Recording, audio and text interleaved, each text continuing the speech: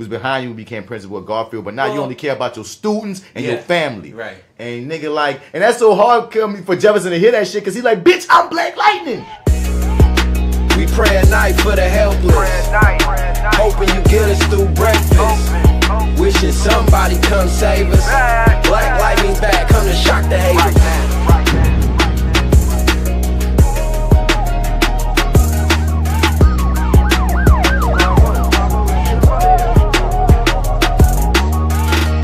Woke up in the ghetto, we need our hero back.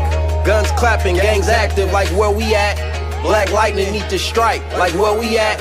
Show us another way besides these guns and crack. Nighttime suit up, this for payback. This our Superman, Robin, and the Bat. Step back, you might get shocked off of contact. This was for the hood, this for being black. We ain't got no hope, they killing every day. I mean, we need you in every way. We need results, we don't need to see your face. Here he come, just to say the day. Here he come, just in perfect timing. To help the needy and guide the blinded. Last night I saw a superhero, he was black. He said, this is for the street, Black Lightning's back. Everything together. But yeah, son, I was just excited because I got a few projects that's about to be popping or whatever. But one that just got cast in. Whoops, I'm sorry. Is Randy he's directing the second one? Yes. Good. Yes. Congrats, my nigga. I'm in that bitch, dog. I fucking love that mother. Dude, yo, tell him I think his shit is dope. Nigga. But no, for real. Son. That motherfucker, that's dope, man. Dog. Congrats, dog. Congrats. I never saw part one. What? Until recently. Oh, okay. Until recently. I saw him on the last episode. Nigga, like, dog. I quote that shit all the time, nigga. My nigga. You wanna make somebody look like a monster? David Allen Greer, nigga, and Paula J. Parker. Nigga. Fucking, That the monster story touched me ridiculously, dog. Shit. You'll be, nigga. I quoted. I had to have quoted that shit on the show before. You'll be knee deep in the shit. Son, like, I'm watching that movie and I'm like, dog, you could tell, dog, Lil Jordan Peele, son, that was influenced. I'm like, dude, this is Get Out. Right, yeah. This is Get Out. This is Atlanta Get Out is going, it just doing. Nigga, you made my night telling me that shit is just even going to exist, nigga. I'm so you didn't hear that they making it?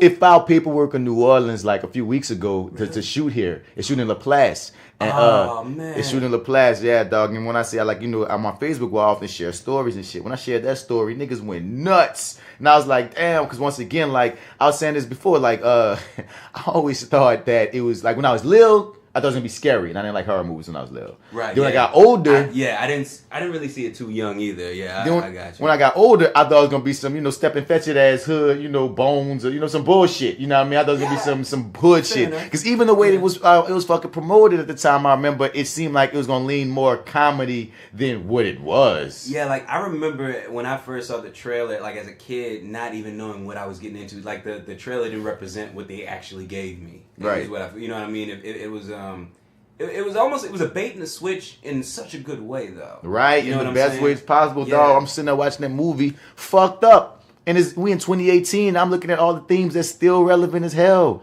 and I'm just watching, like, oh my god, like I love this movie. I love because there was humor, but it was dark, and it was horror, but it wasn't like monsters. It was real monsters, humanity, nigga.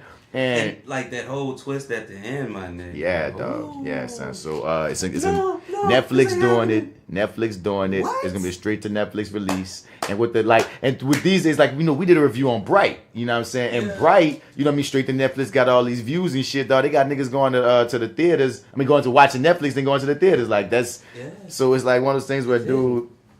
I'm excited about seeing where it's gonna go, man. I got me my little roll or whatnot. We're gonna see how it rock. Congrats. We're gonna see how it rock, bro. And I'm just saying, like, New Orleans, we got like different things. They trying to rebuild, dog. But yeah, man. But we're not here to talk.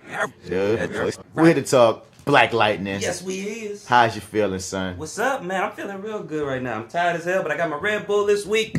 So hopefully I don't ramble on too much. Oh shit! I might need to get a cup of that. You know what I'm saying? Yeah, we can split it, brother. But I said we just finished recording the FlyWithBats podcast, and yeah, son, we went 2 hours on that, and now we about to go in. So I'm like, get my energy together. But I love talking Black Lightning, son. Me too, man. So I always get up for that. I ain't even see who the hell we are. You don't know who we are by now. I don't know to tell you. But this is that actor guy, Right. Marty&amp Bradford. You can find me on all your social media platforms at Mr. Bats. Spell that Mr. Out, or you ain't gonna find me. And as usual, on Reviewing That Lightning podcast, I'm here with my compadre, my partner, Marty. the other Marty. The other Marty. You hear me? MartyEdwards 504 on Instagram, Twitter, and Snapchat. Check me out on lowrainpictures.com, where I co-host the show with the Arrogant Observer called Your30 with Marty and the Arrogant Observer. But I'm happy to be here, sir. Thank you so much. Love to talk me some Black Lightning. Yep, and welcome to, like I said, that Reviewing That Lightning. That's right. Podcast episode 3. You hear me? Like I like to do on all our podcasts. Shouts out to the Your30 Podcast with, like he said, with himself, Marty&Edwards, and Arrogant Observer. Yeah. Shouts out to my very own podcast, the FlyWithBats Podcast, the Misbelief Radio Show Podcast with DC Paul. We'll figure this out podcast with my dude. What? Love the name. Yeah, we'll figure this out with my dude Jay Skills and my dude Wonder Rhymer. Shouts out to the Brooklyn ladies of Therapy Noir. Woo! Shouts out to the Metal Hand of God, the Black Guys Next Door, 3 the Hard Way, and Fuck What You Heard podcast, and I feel like I got a Triliterate podcast. I feel like I got everybody there. So yeah, these are just fellow Black podcasts of young cats getting it in. Show them some love, y'all. Yeah, man, show them some love. So as we get into reviewing that lightning, all right. As usual, we always got some homework. That's right. I did my homework. You did your homework that weekend. Did you do your homework this week? Because the website was kind of tripping for 3 or 4 days straight. Oh no, I did my homework, man. I did my homework. I did mine too, but I didn't even realize. Like, I went back today to finish it to make sure I was ready for the show,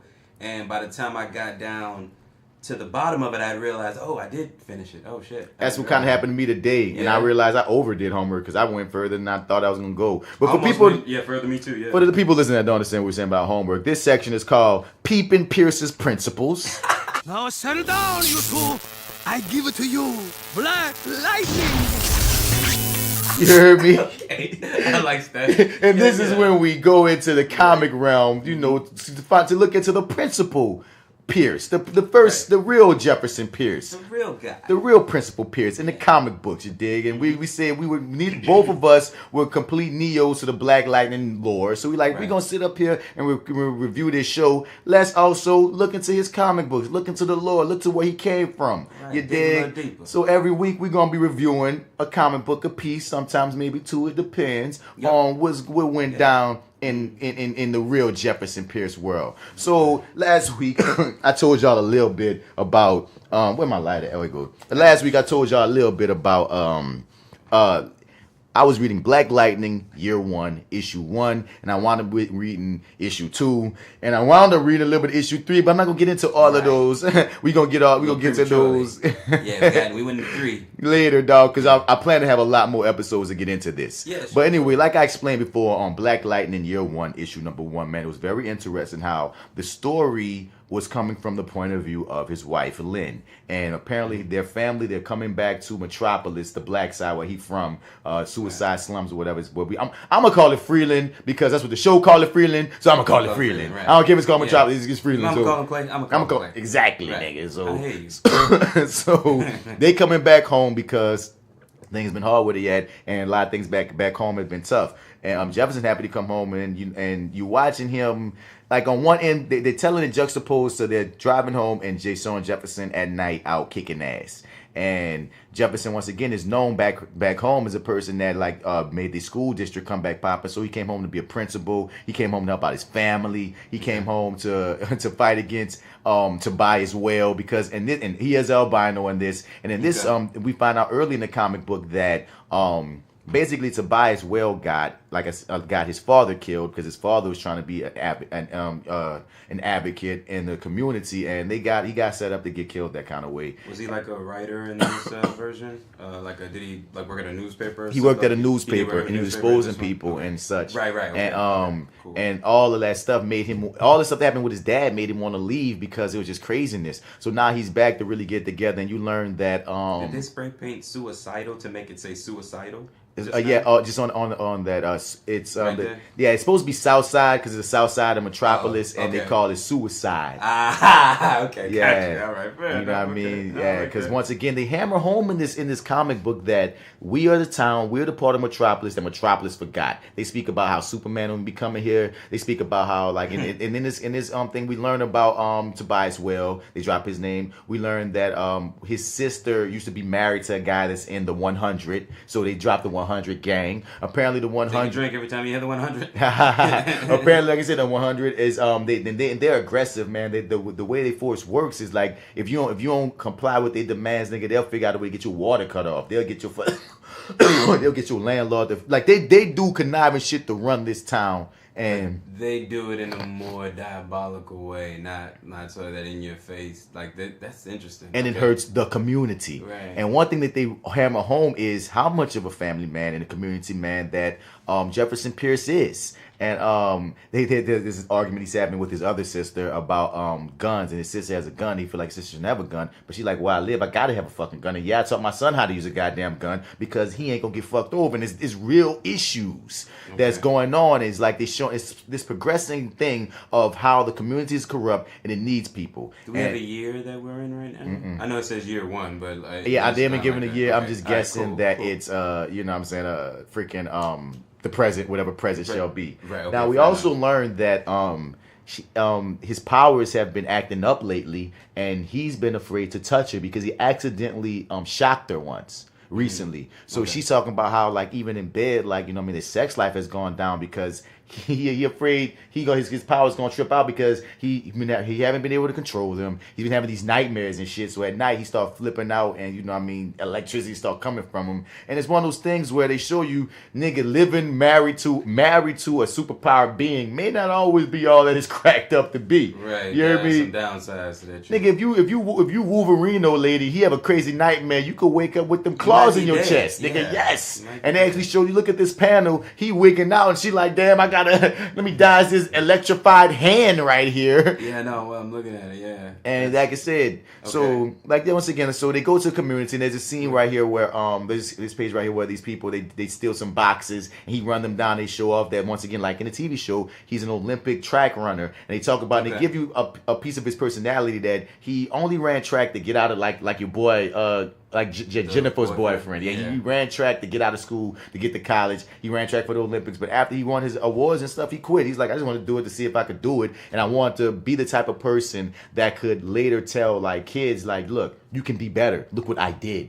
Right. You feel me? So that's part of his makeup as a character that he always had that on his mind. Mm-hmm. They show him running down these black boys that stole from him, and you know what I mean, he catches one, and there's the second one that he catches, and the boy think he got away because he was actually running. And Jefferson gives like, man, you know why you gave up running? Like, you know what I mean, you actually pretty fast. So then you see him have this whole conversation with this thief.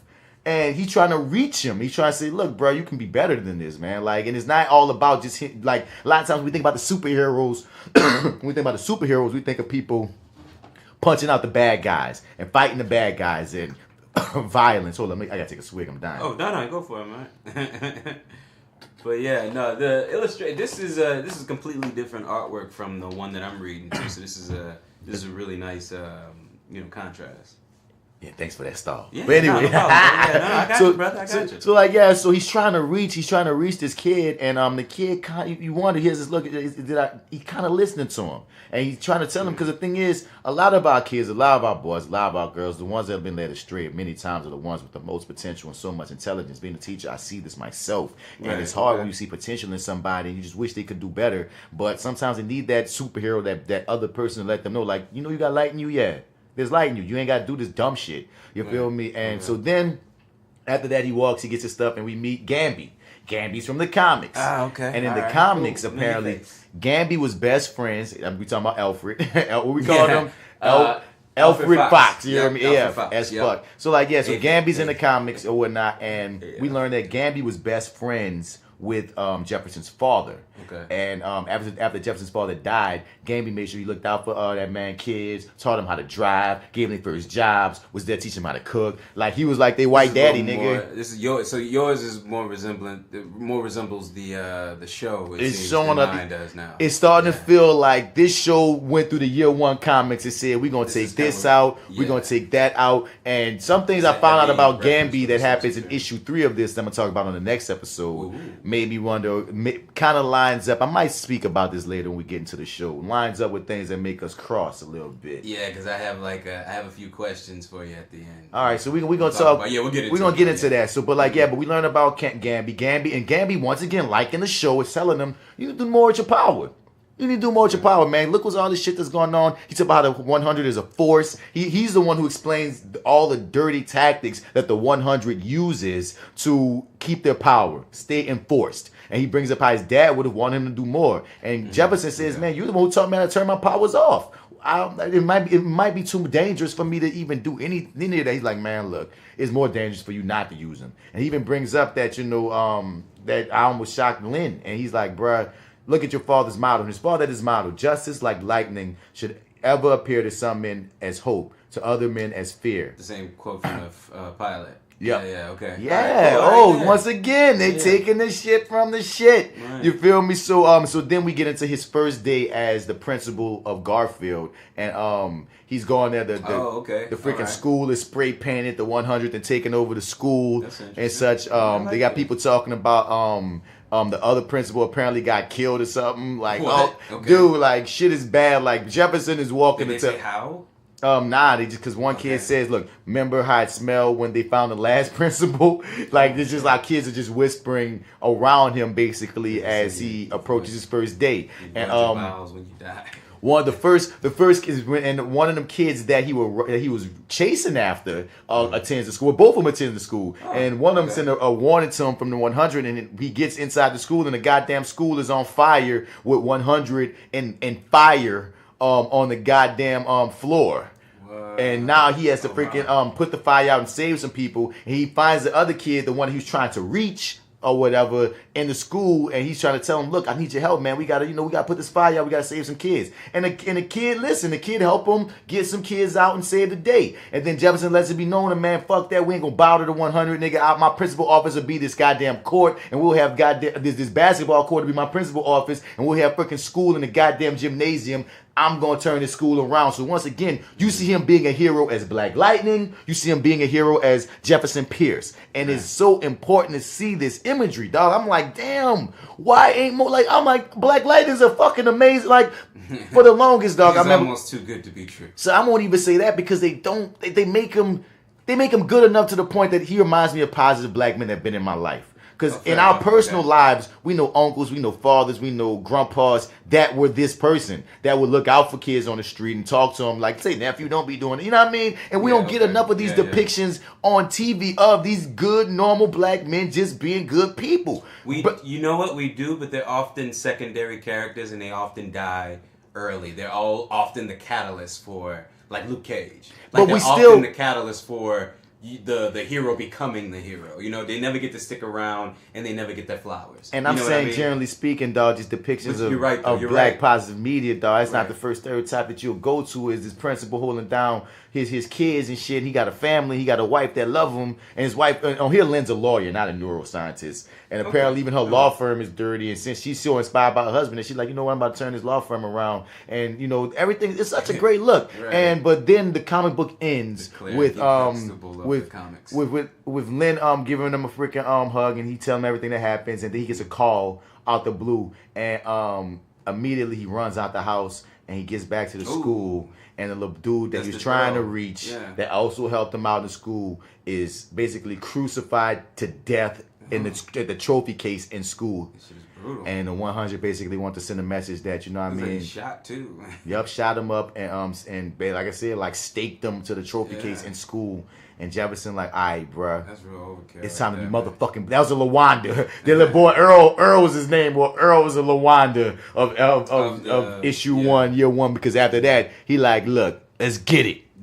We're in issue 2 right now? That's issue 1. That's Oh, all that happened in Oh, issue okay, 1. okay, cool. Wow, All that that was a happened in lot. issue All right, 1. yeah, that was a You lot. feel me? And that was a lot that happened in issue 1. And I told y'all I was gonna get into issue number 2, but no, I'm gonna let y'all get into issue number 2 on next episode. But one thing, and issue number 2 is the one where I preface that Superman comes in. But what's interesting about the first 3 issues that I read was, one, all 3 are from other people's point of views. The first one is from Lynn's point of view. Issue 2 is going to be from Superman's point of view. Issue 3 is from Gamby's point of view.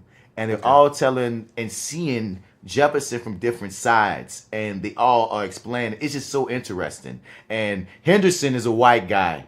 And he gets brought up, I believe, in issue 3. Henderson is the cop. The cop, the one that we don't like. Well, I kind of like him. I like him a little bit more. More in this episode. More. Yeah, he's growing on me now. So he's also, once again, from the comics. I just want to throw that out there. But like, yep. Okay. That was my homework. What you got, nigga? All right, so I got Cold Dead Hands, issue number 2. All right. Okay, so from last week, last we left Black Lightning.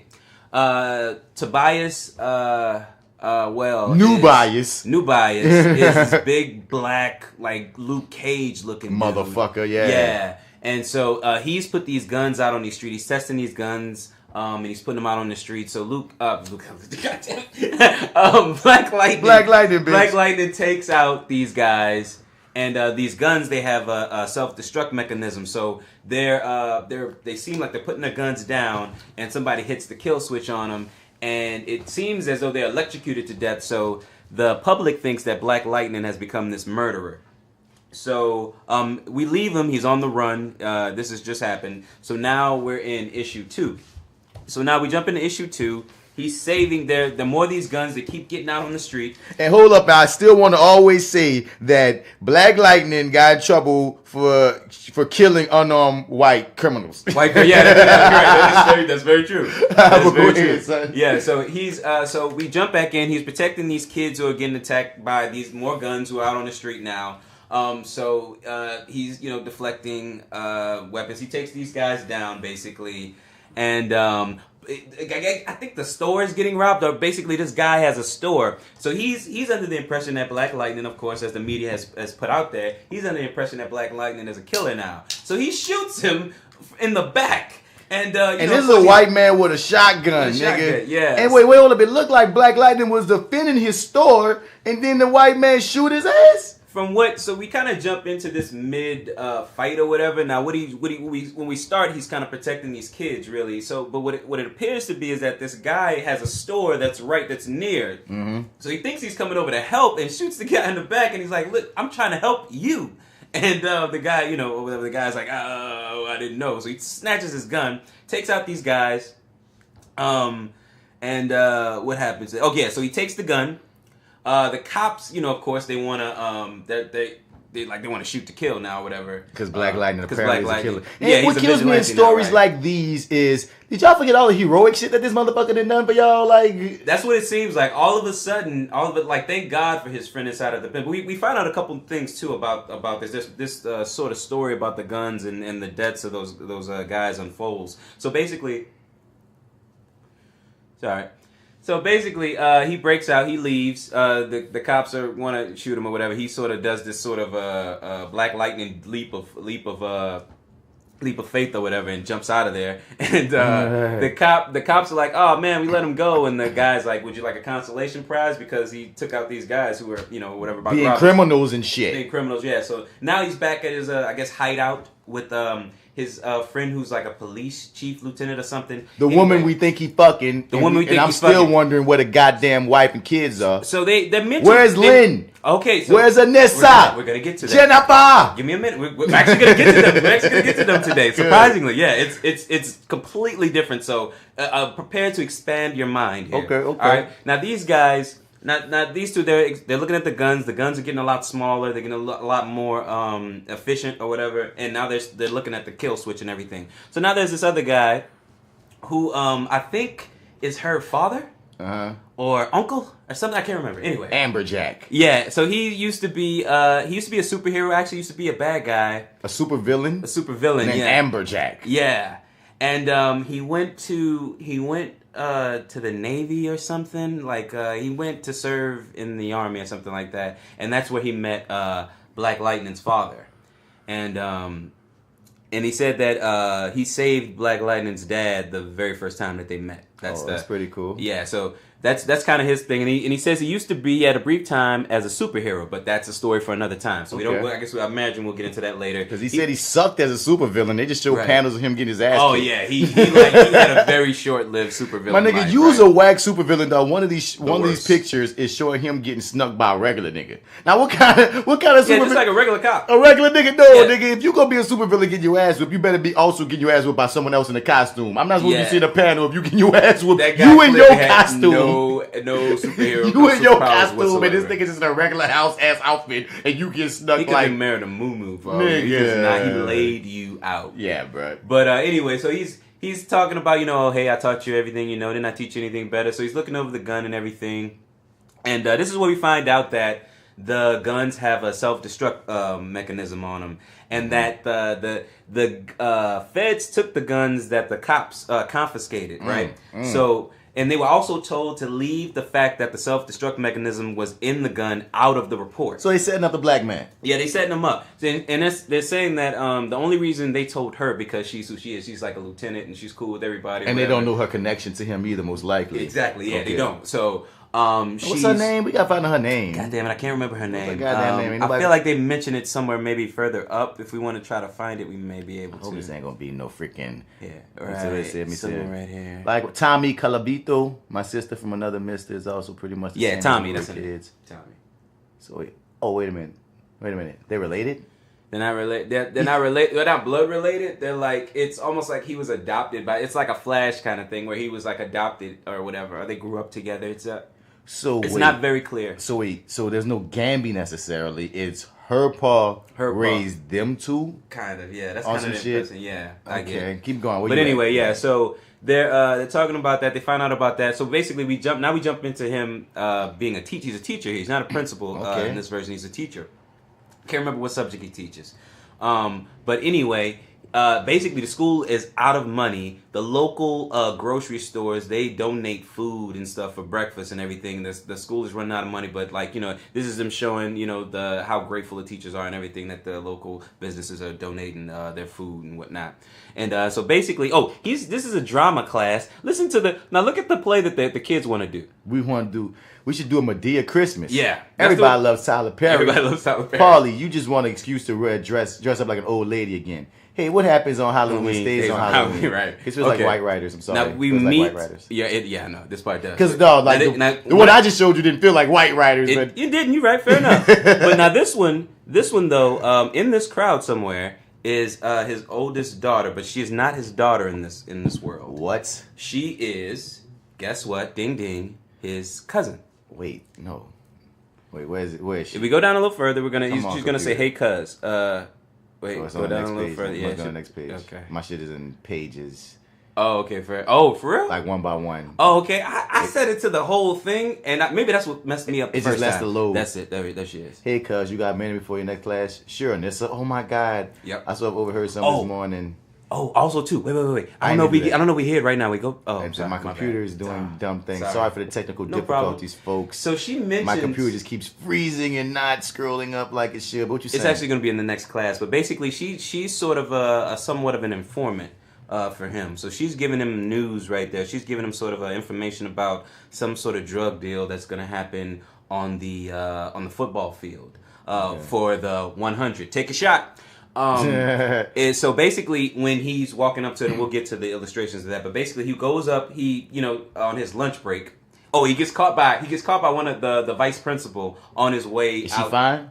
No, it's a dude. Okay. it's like this old dude. He's got like the Sherman Hemsley thing happening. But he catches him in the hallway and he sort of makes an excuse like, oh yeah, you know what, I like to run or whatever.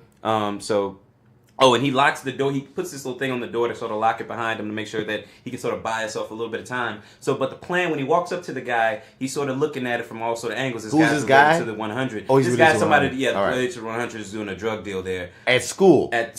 So what happens is he goes through all these scenarios. Like, I could take the guy out, but that's going to piss the 100 off and they'll retaliate. He goes through like 3 scenarios. Everyone ends up saying, hey, if I do this, the 100 is going to get upset and then they're going to retaliate. So what he winds up doing is he calls the police They come in, take the kid out, and he's like, okay, that was the right plan to do. Boom, great, wonderful, I did a good job, and pat myself on the back. Boom, boom, boom. So then he goes back out. So now he's going back out. And he calls her his best friend. I saw that. He said, my best friend is a cop. They're really doing this Barry and Iris from the show shit, but keep going. Yeah, so basically now he's going out hunting everybody, trying to take out the folks with these guns. They keep coming back. They keep getting sold. They're becoming more and more frequent. Yeah. So they're just sort of going over the school play. They got this kid narrating, and it's supposed to sort of mirror what's going on in real life. Anissa, in this scene, okay, so Anissa tells him that there's a new teacher. There's some good illustration, though. It's pretty good illustration, I like the illustration. So she tells him about a new teacher. Look at her name. Lynn Stewart. Yeah. You should introduce yourself. She seems cool. Yeah, so that's what we hear about her here. We don't see her. We hear about her there. So he's out back again, taking out the kids, the guys with the guns or whatever. He always takes somebody, says that it's easy. Somebody finally gives up a name. Tobias Well. Right, so he has no clue who Tobias Well, because later on he asks, if you go up just a little bit, he'll say here, later, he mentions, later when I get a minute, I ask Tommy if the name means anything to her. Because he doesn't know who it is. He doesn't know who that is. Right? So now be some scary masterminds. So other masterminds have tried to use the name. Everyone ended up dead, ugly dead. Ugly dead. I love that part. Ugly dead. And then... So this guy, okay, so this is the thing. Oh, another thing I didn't get to mention. So he's still walking around. Everybody thinks he's a killer, right? Mm-hmm. So when he's looking at he mentions how he feels a little nauseous because the killer, the bad guys, they really think he's gonna kill him, and all he really wants to do is just take him down. Yeah. But he's like, I don't like that look that they give me. And now he's face to face with a cop who's fucking just. He's one of those cats who's like we hear about where it's like you shouldn't have a gun. And maybe you shouldn't be a cop because you're a little too scared. You're a little, you know what I'm saying? Like he's fucking just that nigga is terrified. He is terrified. He's terrified. So he starts shooting at him. And so of course, what they say the panel. Not every policeman is quick on the draw or thinks I'm the killer. The media and their bosses want me to be. Right, but I looked into that cop's face as he fired, and for the life of me, I don't know if I saw hate or fear. Right. You know what I mean? That's some black shit. That's interesting. Right. You know what I'm saying? So so he runs away, but the cop is like, oh man, I forget what he says. It was a clean shot. Like he was wondering if he's trying to justify it in his head when he leaves because he knows it's wrong. Like or at least he knows that there's some question of how to handle that. But basically, this is Tobias. Like now, so now he's got a really small product. Mm. He's got one that he can get out there. And he's like, once these images get out there about what these things can do, these things are gonna sell briskly, right? So now these things are being sold to people just like everyday Joes, just folks just looking to buy personal protection firearms, right? Yeah. So 2 weeks later, inside of this home. These kids find that a dad bought this for home protection. They find it, they're fucking around with it, and they blow a fucking hole out of it, they blew their fucking apartment up, right? So that's a whole. Wait, before you go, don't move too fast down this panel now. Okay. Everything leading up to this point is like, oh wow, these things are on the street, man. Thank God nobody got hurt. Okay, you know what? It could have been worse. Thank God nobody got hurt. That's what everybody's saying before we get to this page, right? So now they're... Hold on, let me see some of the words on these panels. Okay. So she... Go back to the first one. So this is the mom. Sorry, no problem. So her husband bought the gun for their protection. He got a great deal on it. She didn't know their boys had found it. She feels the wind blowing into their home, and her heart sinks before her eyes reassure her. And she knows that the gun has gone off, and that it's blowing a hole in the wall. But she doesn't know if her kids are okay. But boys are not hurt. Yeah, her boys are not hurt. This is bad. There'll be trouble with the landlord and with the police, but at least no one has been hurt. That's worth something, isn't it? Right. And like we stay at the top. But let us be clear here. Bigotry is lethal. Mistrust of the other is toxic. Blaming scapegoats for the unthinking fear in our hearts can end us all. Come on, Paige. I know you want this girl slow. But I do. I know you got to do what you got to do. It's all good. You're doing your best. So I appreciate it. Every man, woman, and child on Motor Avenue and beyond. Come on, computer. I'm about to just refresh this page. Okay. So, and the saddest truth of such things. Come on, these are just quotes, basically. These are just basically quotes. This is like a speech. Yeah, this is just like a speech somebody is giving. We don't actually see them, but this is what we hear, right? Oh, I ain't gonna keep reading it. I thought it had something to do with what's coming. At this point, we could go all the way down to the bottom if you can get there. It's all good. No rush though. But basically, we find out that actually somebody. Hold up. Here we go. We find out that actually somebody was hurt. And we the rubble from the apartment landed on some fucking body. Yeah, and it looks like a young arm. Like I'm guessing, yeah. Right. So it's like somebody was hurt. And there's some beautiful panels of the look of terror in these people's eyes, looking at all this shit that's fell. Oh yeah. And this is saying stuff about gun reform and guns and such. Yeah. This comic is tackling a lot of different things. I applaud them for that. It's just, this ain't my Black Lightning. I'm sorry. Yeah, no, it's not. It's definitely not. Goddamn, nigga. So first and foremost, before I get into all the positives, I'm gonna get to what was jarring me because once again, we've started this journey watching the show and then reading the comic. There's something familiar and comforting about reading the ones in year one because they're obviously where the show is going from it. Because seeing Anissa be his cousin, this must be the rebirth. Like this is like some sort of this rebirth shit. This gotta be. It's a 6-issue run. They said I read somewhere in one of these. It's a 6-issue run. I hope this ain't canon. I hope this is some non-canonical shit because Thunder and Lightning supposed to be his daughters. Like Now this is what they're currently running. When was yours published? I didn't look it up. I could look it up once again. This started in November. There could be some rebirth shit, or because once again, with comics, people they're new to comics, sometimes they have runs that are on there's not canon, meaning they're not counted as the real storyline, quote unquote. They're their own shit. And sometimes people get their own runs and they flip the whole status quo. And right now, what's going on with rebirth? They might start giving him a new origin. I don't like that. I don't want that. Because I think that's what they're doing. The main reason I don't want that is because that's not what you're doing on the show. And one thing that Marvel does well is what's going on in the movies, what's going on in the TV, they make it reflect what's going on in the comics. So when they got comic readers that might be coming, like when they're getting new comic readers that might have seen the show first and they're trying to find something quote unquote familiar, they can they can fall right in and not feel alienated. They're familiar. I feel like they threw Anissa in here just to be something familiar for the folks who are watching the show, right? You know what I mean? Because look at everything else.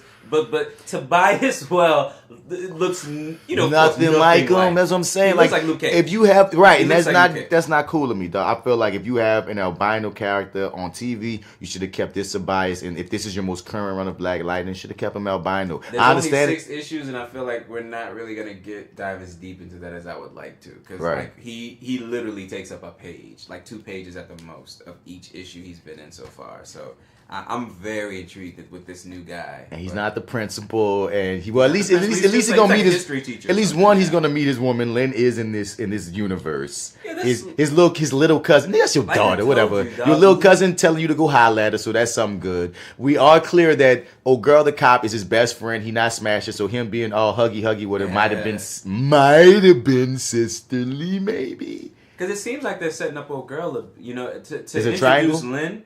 To even mention her name means that they're bringing her in for a reason. Yeah. So maybe I don't know. You saw the same panels I saw.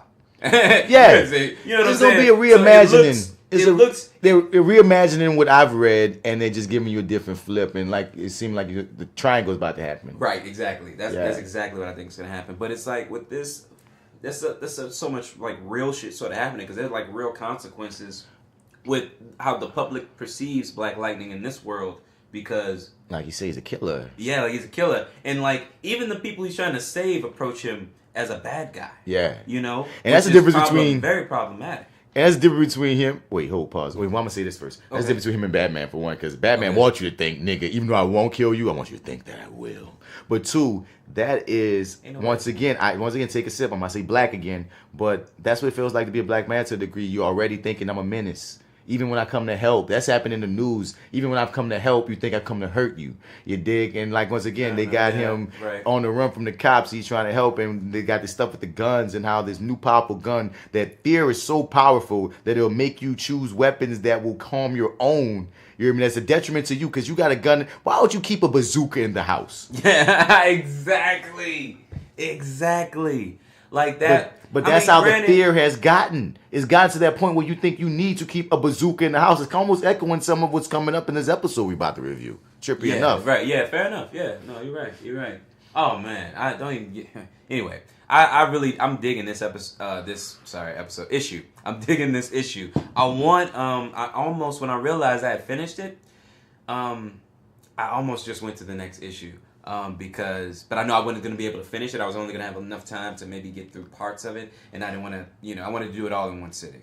So I just said I'd wait. But I'm really digging this current run. I'm digging it personally. Yeah. Granted, it's something different from the show, and I'm one of those people, I hate having to keep two different sort of worlds in my head at one given time.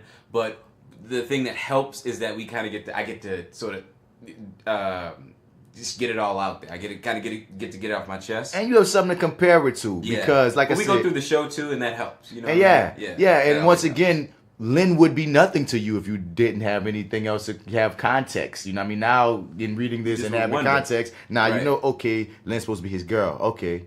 How is this going to play? And I guess eventually in this world, they're eventually going to get together and have one daughter that's going to be Jennifer or something. That's what, however it shakes out.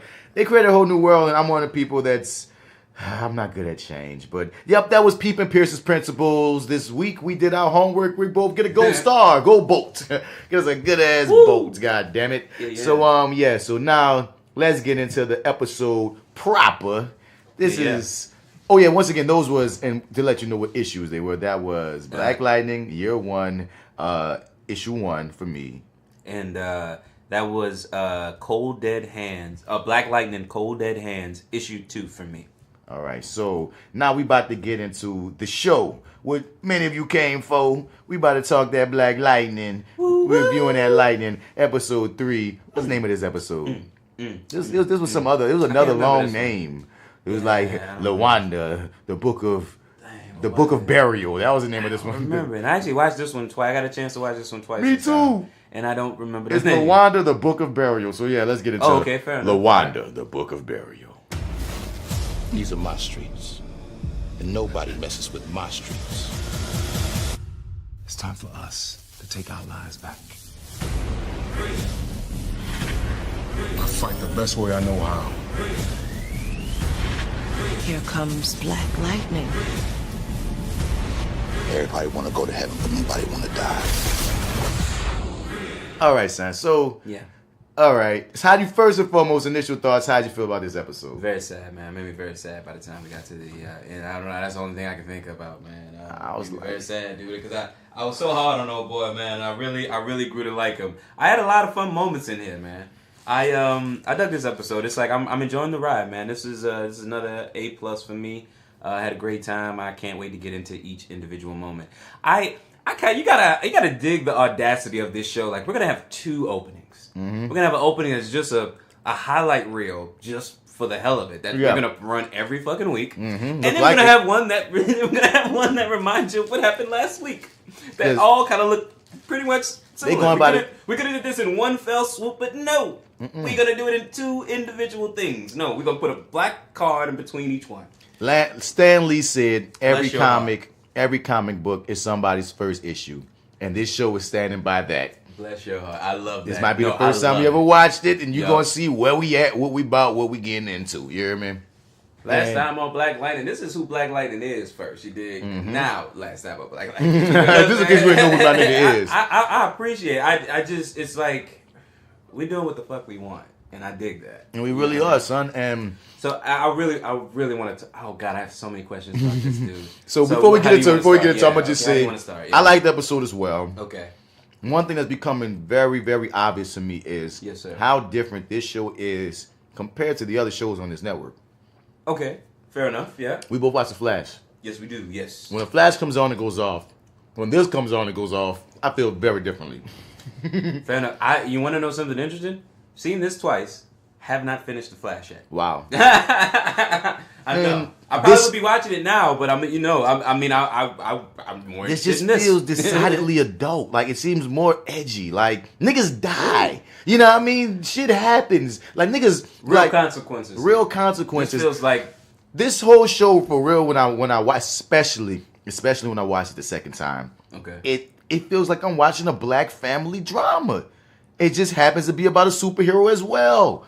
Because even from the beginning, how the show starts with the blackest funeral, one of the blackest moments I've seen on the CW since it was the WB with Jamie Foxx and Steve Harvey in them. And it ends with a black family hugging. And it shows you what's important about this show, and that's the characters and the relationships. The superheroics are the backdrop. And I find it to be very interesting, and I'm hooked. I'm hooked. You know what I mean? Me too. I may have liked the last episode better only because... Oh, okay. It's interesting. I'm just saying it because... Why is that? There were 2 different episodes, and I hate to even compare them in this manner, but this episode hit me more.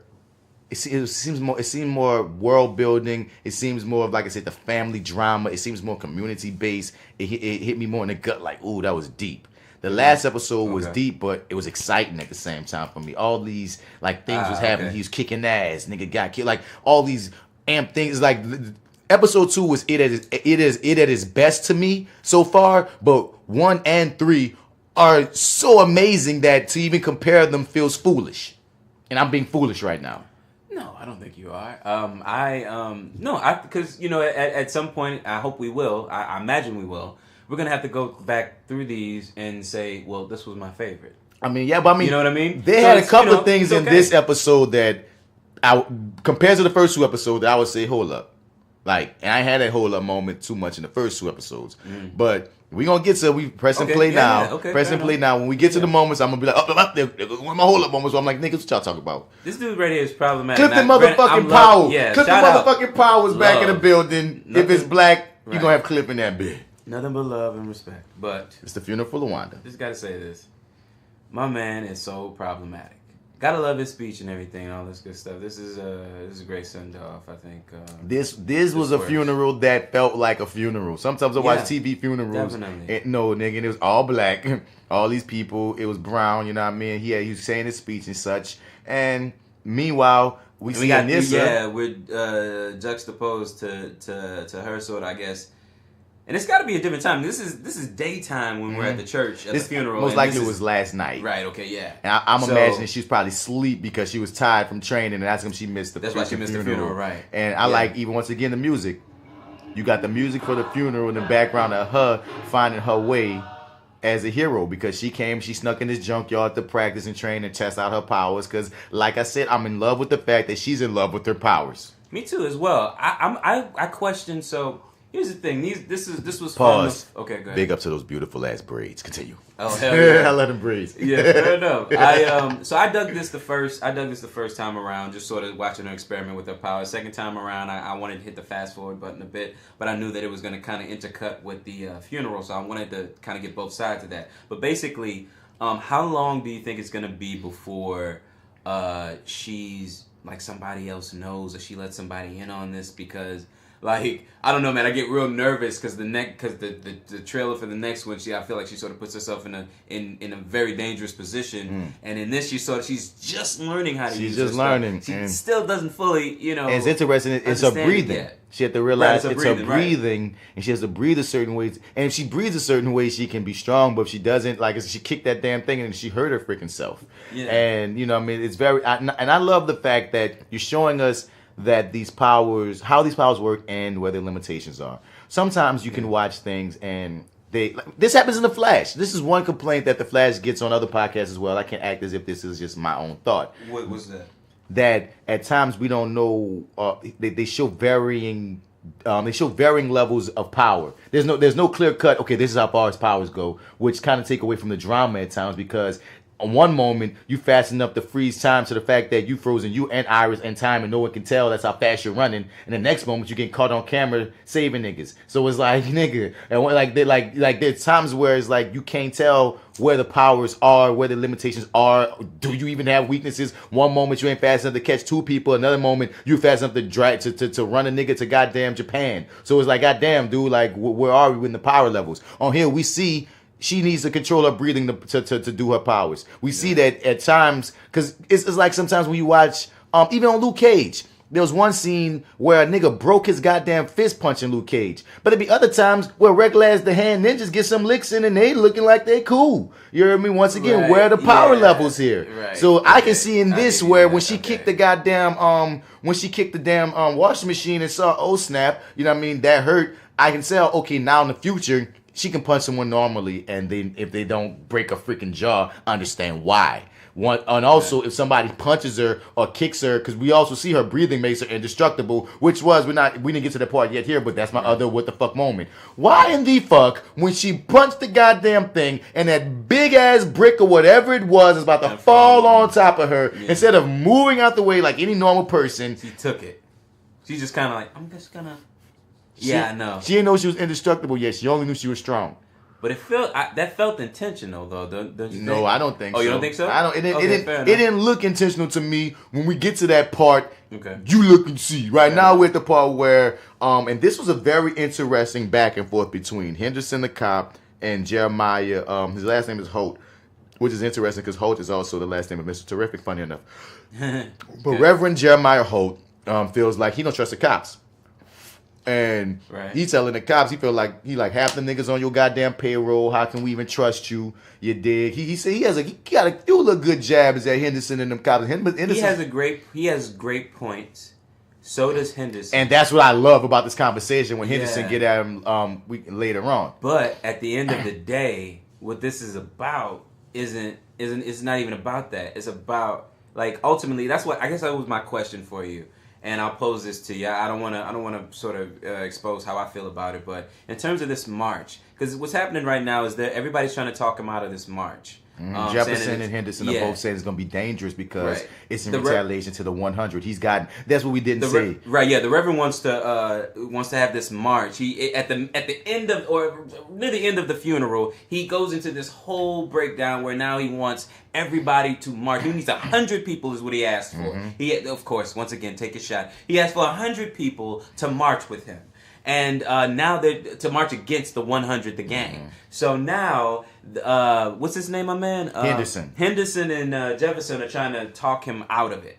Now, they both give some great points here, but at the end of the day, this is a fucking suicide mission. You need to tell everybody who's coming with you to get their affairs in order. Now, okay, you know what, I said I didn't want to do it, but I just did it. I didn't want to say how I felt about it. I think that was fucking crazy. But I think marching is wonderful, but you need to let these people know this is a goddamn this is gonna get ugly. But I feel like they gotta know too. You can't be blind and deaf to think that if you go into this march that you may at least run into a problem. You think Lynn? You think? I know.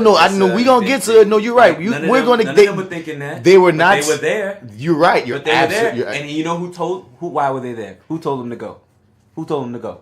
Him. But it's his fault. But no, people though. But once again, to me, that's also a glaring story error, writing error for this episode because you've already established to me in all these news. Because one of the greatest things I love about this show is they show the people. Most of these shows don't show the people, so we don't really have a connection of who these heroes are saving. Right, so they always use that news story to show us somebody on the news from the people talking about things going on. Yeah, we went through this experience with them, and we always and we always get that point of view. Yeah. You feel what I'm saying? So wait, what you just saying? What you say? I lost my thought. So once again, if we always gonna be getting this stuff with the people, everybody knows that the 100 is dangerous. Everybody knows that they ran up into school and kidnapped y'all. Y'all doing this march because they killed one of y'all own. So if y'all know that these grand dangerous people, you should already at least have somewhere in your brain knowing that this could get dangerous. And the fact that not one of the characters that said on that we saw that said they were going to the march even expressed a slight fear. That's a writing acknowledgement of the possibility. Yeah, something. They all seemed fucking shocked. Definitely Wanda. That was sort of, and we'll get to it later, dog. But I'm just saying. But in this moment here, but I love this moment. I want to let him get it out, dog, because this was the point. I was like, you know what, Henderson, dog, I see you, my nigga. I see you. Here we go. No, me too. Yeah. While you up in the pulpit with a $25,000 watch on, wiping your forehead with a silk handkerchief, I'm scraping young black men's bodies off the concrete. The street is my pulpit. He wear work shoes. I wear work shoes. Boom! What kind of shoes you wear, Reverend? And he walked off on that nigga. And it was such a black moment because Jefferson even had to put his hand in between them, like, look, bro, look. Like we not even in church. we in the house of God. This is a he thought Henderson was gonna swing on that nigga. What are you doing? He thought he thought you light skinned, man. Come back up. Back up. Because the Reverend kept jabbing him with real shit like, nigga, y'all niggas is fucking, y'all. Because he called him Uncle Tom. Reverend called that man Uncle Tom. Reverend said, nigga, you ain't down for the people. Reverend said, we can't trust y'all niggas. Reverend said, what you doing? Because every time I look around, this is one issue I've been having with Henderson so far is every time we be like, we need a solution, you keep giving me an excuse as to why you don't have a solution. Why you can't? Henderson always got some excuse. So when the Reverend was jabbing, I'm like, well, you know what I'm saying, nigga, but he's gonna come up with another excuse later on. He will, and that's a thing that's happening. But now we're at the point where the brick. Excuse. We at the point where the brick about to land on Anissa. Now you watch her face when this brick is falling, bro. Okay, fair enough. Nigga, she looked afraid, and then she balled up, and she did not know that she was gonna be able to withstand that. But see, it just so happened that she did. She smiled afterwards. But my nigga. Okay, fair enough. Yeah, I kind of, you know what? I don't know, man. The way she looked at the end. The look at the end sort of makes me feel like at some point, maybe even after she did this, she decided, I'm going to see what's going to happen. Maybe. Now, granted, it was way too fucking late at that point. Dumb. To me, it was dumb as fuck. And they ain't going to hear me say that a lot. Okay, but, dog, nigga, because you don't know that you're indestructible yet. So the other side of that coin is definitely you being dude. Yeah, or dead. There's a better way to try out that power than letting a brick fall on top of you from like 50 feet, nigga. Yeah, unless your powers are like fucking regeneration, you know. I'm so glad you're indestructible. I'm so glad you're indestructible, baby. God. So we move into Jefferson. Now he's trying to just get into Jeremiah like, dude, man, you need to freaking stop. It's a suicide mission. And once again, even the Reverend telling that nigga, you was Black Jesus. We get more information about how Jefferson was a track runner, how we believed in you because you was one of us. Well, I don't feel like you one of us no more. You know what I mean? We was behind you when you was winning all those medals as a track runner. We was behind you when you became principal at Garfield, but now you only care about your students and your family. Right. And nigga and that's so hard for Jefferson to hear that shit because he's like, bitch, I'm Black Lightning. Well, how you gonna tell me I'm not? Because he's saying you ain't there for the people. The Reverend telling him he ain't there for the everyday people, and my boy Jefferson says, look, I fight the best way I know how. He kind of has a point, and I know who Black Lightning is, which is sort of why. But does he?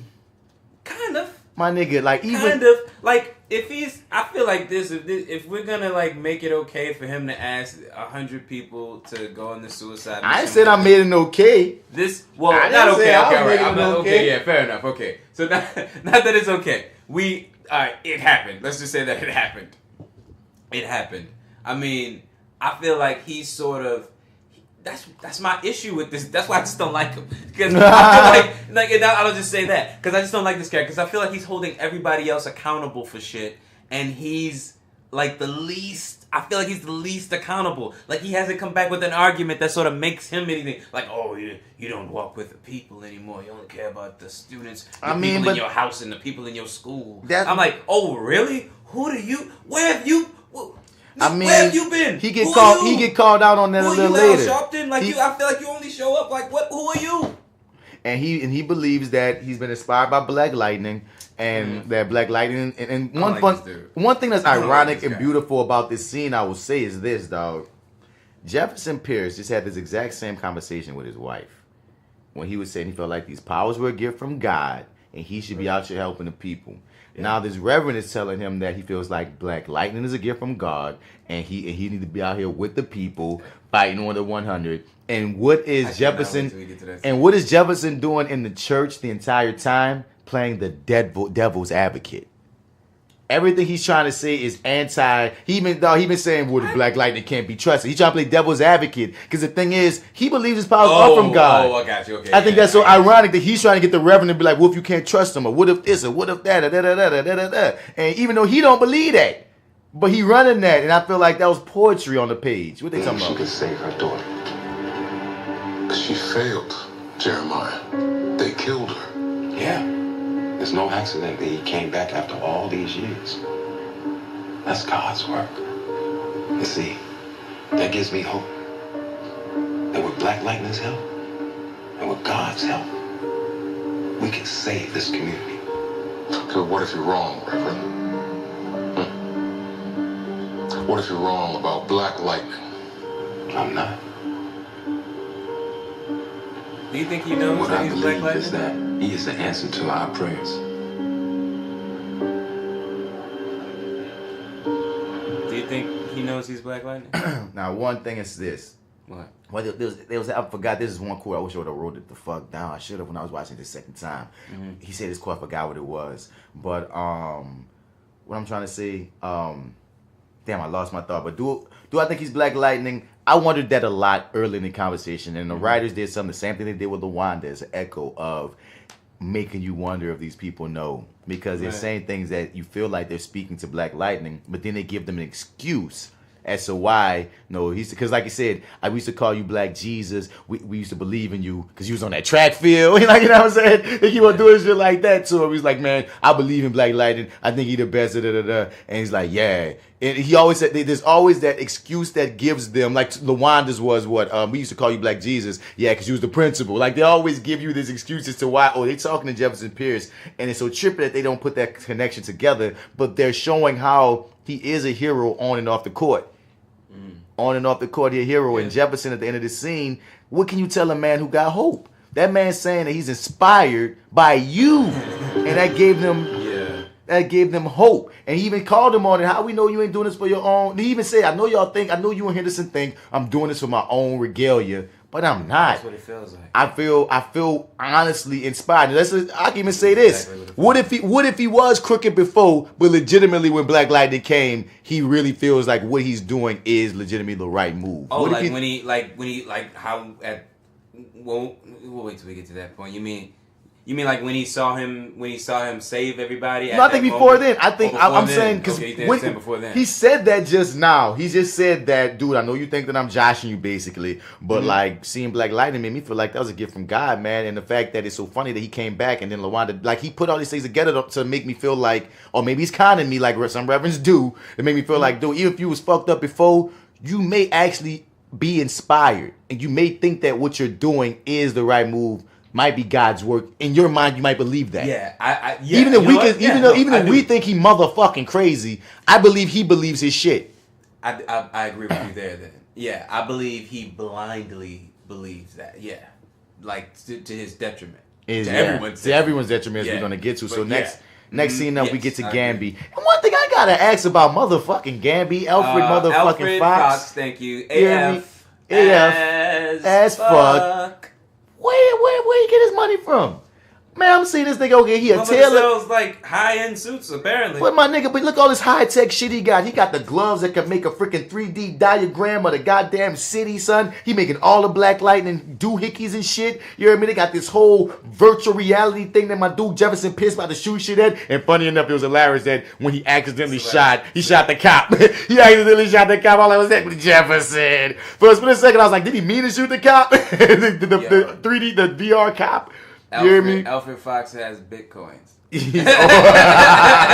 Fair enough. He has Fair Bitcoins. enough. So, he made him a special. He said you got to start using your powers. You know, you have to send it because we have to find who the guy's going to be. Because, let's double back. They both agree that violence will erupt in these streets at this protest. Yeah. Gamby like, look, nigga, the 100 ain't going to want to make a martyr out the Reverend. They most likely gonna shoot up people to send fear. Right. Fear works better, will override hope any day. One good quote he said was, people rather will live in misery if death is the thing that, if death is out here. Then you put poison in aspirin, people gonna stop freaking buying aspirin. What you saying, my dude?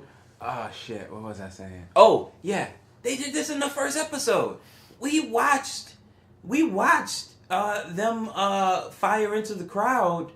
That was the part of the newsreel. Yeah. In the pilot. Yeah. It's like, this is kind of what they do. People protest the 100, and then people get shot. I think that's what happens. But there's a thing too. I think somewhere in their and minds they decided to do it again. But I think somewhere in their minds, first and foremost, we gotta make Clifton Powell important. And second, I think they want that visual scene of black people protesting at this time. I mean, on some writers level, to have certain optics I think they want to have. And 3, it's the church. And I think the church feels like they ain't gonna shoot the church. Yeah, like they ain't gonna shoot the church. There's some standards we hold. There's some things we just won't do, no matter how quote unquote gangster or dirty we are. So I think they don't think that that they'll fire on a reverend and his church people. You know what? Okay, you know what? When you say that, I kind of like, you know what? You would think they wouldn't until they do. 100 people would believe that. Yeah, I would believe 100 people would believe that. Because if they've never done it before, even though they're planning on doing it, someone got to do it first. And also too, I'm watching it too from a 2020 perspective. Like, already haven't seen it, just looking at it like, this is a fucking dumb decision. But like, it's. Yeah, when you say it like that, I can't argue with that. That makes perfect sense. That's how come they could get away with it. Yeah. And they had him practicing his new powers out to the smooth sounds of jazz. Then they had the old school freaking record player. Nigga, I was like, okay, look at y'all keeping it 100 for the culture. Right. So now he's getting more precise and fine with the shocks, I guess, that he sends out. He learns that if he makes a gun symbol with his hands, he can. Pow! Get him right. Dead shot. Man, don't stop trying to play my dog. Ain't no gun symbol. He's trying to get precision viewing, and by using his finger in a precise manner, he's controlling the current. Don't play my dog like he's just going pew pew like a little kid playing cops and robbers, man. Pew pew. You already knew where I was going with that, so that's exactly where I was going with that. Pew pew pew pew. I hit the guy, not the cop. Man, look, my dude, he rusty, dog. He got to get it together. Right. But so that happens. Tobias Well in the house. Maybe this is why I like this episode so much. Let's get to Tobias Well. He got him walking, and we got it by his side, Miss Useless. I'ma call, spoiler alert, her ass fucking useless, nigga. Now, what are you talking about? She's not useless. Nigga, no, fuck her. Fuck her. A sniper fuck rifle. Her. In spoiler alert, sniper rifle. Goddamn Jill Scott is about to be introduced, and she's magnificent in this role. And spoiler alert, I'm jumping to the end in the beginning. I don't give a goddamn dog. If a goddamn nigga give you a sniper rifle, if goddamn Jill Scott say, man, that woman has death in her eyes, I'm expecting the most precise, efficient motherfucker in the world. You got a clear shot on Black Lightning. Fair enough. Clear shot on Black Lightning, as I'm gonna leave to be continued, motherfuckers. So let's we get into how did that bullet because she's bad at her job. We'll get back to it. Jill Scott. That bullet like no, don't give me Marty. Don't bring me into it. Jill Scott. Jill Scott. Where's Jill Scott scene? Lady Eve, baby. Yes. She got bodyguards to watch her sign thank you letters, bruh. What you saying about it? But she has Tobias Wells shaking in his boots, and not one breath or line, look, gesture, or moment is wasted on this woman in this scene. No. It is quite perfection. Yes. Maybe this is why I love this scene so much. Not only do I love the scene and this character so much, I actually love the actress very, very much. So that puts so much icing on top of this cake, man. I'm having a nerdgasm right now as we're talking about it. Yeah, dude, I don't know. Tell me what did you think about this, man? I can't say enough great things. Now, at first when she first started talking, okay, I was like, oh shit, maybe she gonna go too over the top with this shit. Cause I was being like, I don't know, I was lazy thinking, cause when I'm watching this bitch and I'm like, I keep on watching Black Lightning and be like, please don't drop the ball, y'all. Please don't drop the ball, y'all. Don't, you know what I mean? Even though I got a few gripes in this episode, and like I said, I think I do too. You know what I'm saying? But at the end of the day, I still think this is magnificent. I love the show. Right. So, as her talking went on, and she was getting into her monologue, and layer by layer, sucking the menace from Tobias Well and bringing it into herself. She sucked all of the air from the room, and she became the biggest thing in the room in all the best ways possible. It was like, dude, when you see Tobias, so far in every scene we've seen Tobias Well in, he's been the dominant, frightening figure. And you see Tobias, you're like, oh shit. And when you see Tobias in the scene with her, he seemed like a child. Called to talk to his mama. He fucked up his mama. He gotta go back in there. He tried to be cool about it. In Mama's house, we praise the Lord. Lady E. Say it. In my mother's house. Bruh. You better say it. In my mother's house. Cause son, nigga, you know even when she brought up, are you a Lord-fearing man? He said, "Nah, no disrespect." He knew like talking to an old person about church. You couldn't straight up say, "I don't believe in Jesus, Grandma." You gotta be like, "Nah, no disrespect. The life I lead might not bring me to the most facilities that Jesus might be." He gave a whole separate thesis reason as to why he don't go to church versus just, you know what I mean? Because if it would have been some nigga in the street, he'd be like, "Fuck you and Jesus, nigga." No, you Negroes, because you know you always gotta say Negroes. No, to her ass, and she didn't even necessarily say she believed in Jesus, but it's the implication that she might. Tobias did not want to step on that manicured, that pedicure toe, and she was like, no.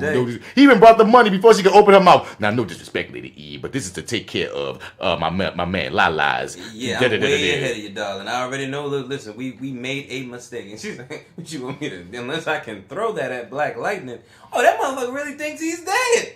Right. He tried to be like. He really thinks he's dead. No, she gave him that. She gave him the same look. Did you watch the death? Like, she gave him the light leave his eyes. You were sure. She gave him the same look that Anissa mama, that Lynn gave Anissa later in the episode when Anissa tried to run that bullshit. Oh yeah, we'll get that later. I love that but scene. Yeah, but that same look that mama gave Anissa, that's what that's what Lady Eve gave Tobias when he was like, "He did. I killed Black Lightning." She's like, yeah. Anyway, whatever. Sure. So we're gonna clip of her talking that shit because she said that real.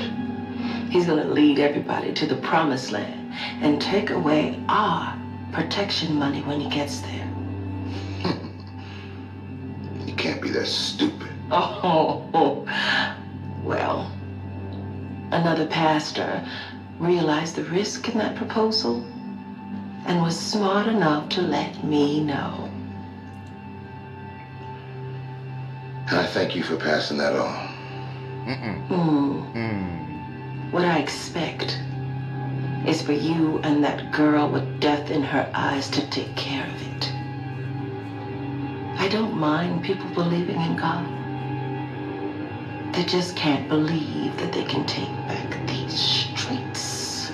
Ooh! But he was like, "Amen, Lady Eve." Never raised her voice once. Gotta love. Talk very sternly, but never raised her voice once. I want to know who the snitch is. Yeah. That's what I want to know. Because there's a snitch-ass pastor. Yeah. But the thing is, in this freaking city, dog, you never know. But Baby Tobias here. Baby Tobias is leaving. You know, gotta go and make mama happy. I'm very excited to see where Lady Eve goes, how big of a big baddie she is. Because the thing is, we thought Lala was going to be something. But they basically brought Lala in to show us how much of a badass Tobias is. Yeah. And now Lady Eve is showing us how badass she is. And I feel like they're going to be even a bigger bad might even come into play. You never know. I hope there's more. Because when I checked IMDb the last time to see sort of when she was going to show up, she was only really down for one episode. But I think they're sort of releasing these as they pause. I'm sorry, dog. I'm thinking of it in the normal CW shows get like 21 episodes. This is only getting a 13 episode run for the first season. Oh, it's only 13. I was like 13, 15. Okay. 13, so since they only get 13, we probably. I'm just saying Tobias gonna probably be the major nigga that got to be overcome. Like I see, we might have another because this is Arrow or Flash.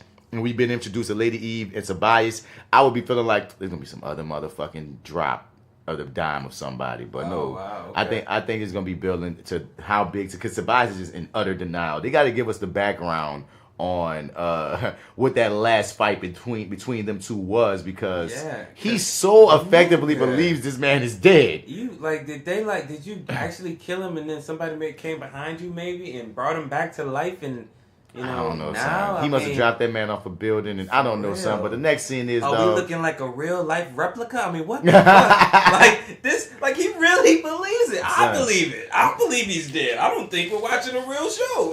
Right. It's a clone. It's a figment of his imagination. Cold dead hands, dog. Black Lightning is the new thing. Like Tobias Will, like got turned over to Luke Cage in that comic book. We're watching the Ben Reilly, dog. We ain't watching the real thing. You hear me? I don't know. But yeah, so anyway, this scene is fucking manipulation. Because they are dead set on making you love this boyfriend of Jennifer. I said I like the kid. They want you to love him. You gotta love the kid. You know, you can't just like him. You gotta love him. So I'm like, okay, cool, whatever, fine. So Jennifer and her man, he's cool. The 27-year-old man that she with, right? On the fucking roof, and they running it, and he's basically admitting a lie that he told her, which was that he wasn't a virgin. I never did this before. And he was so earnestly sorry. No, I never did this before. He was so earnestly sorry for lying to her about being that nigga in the bed.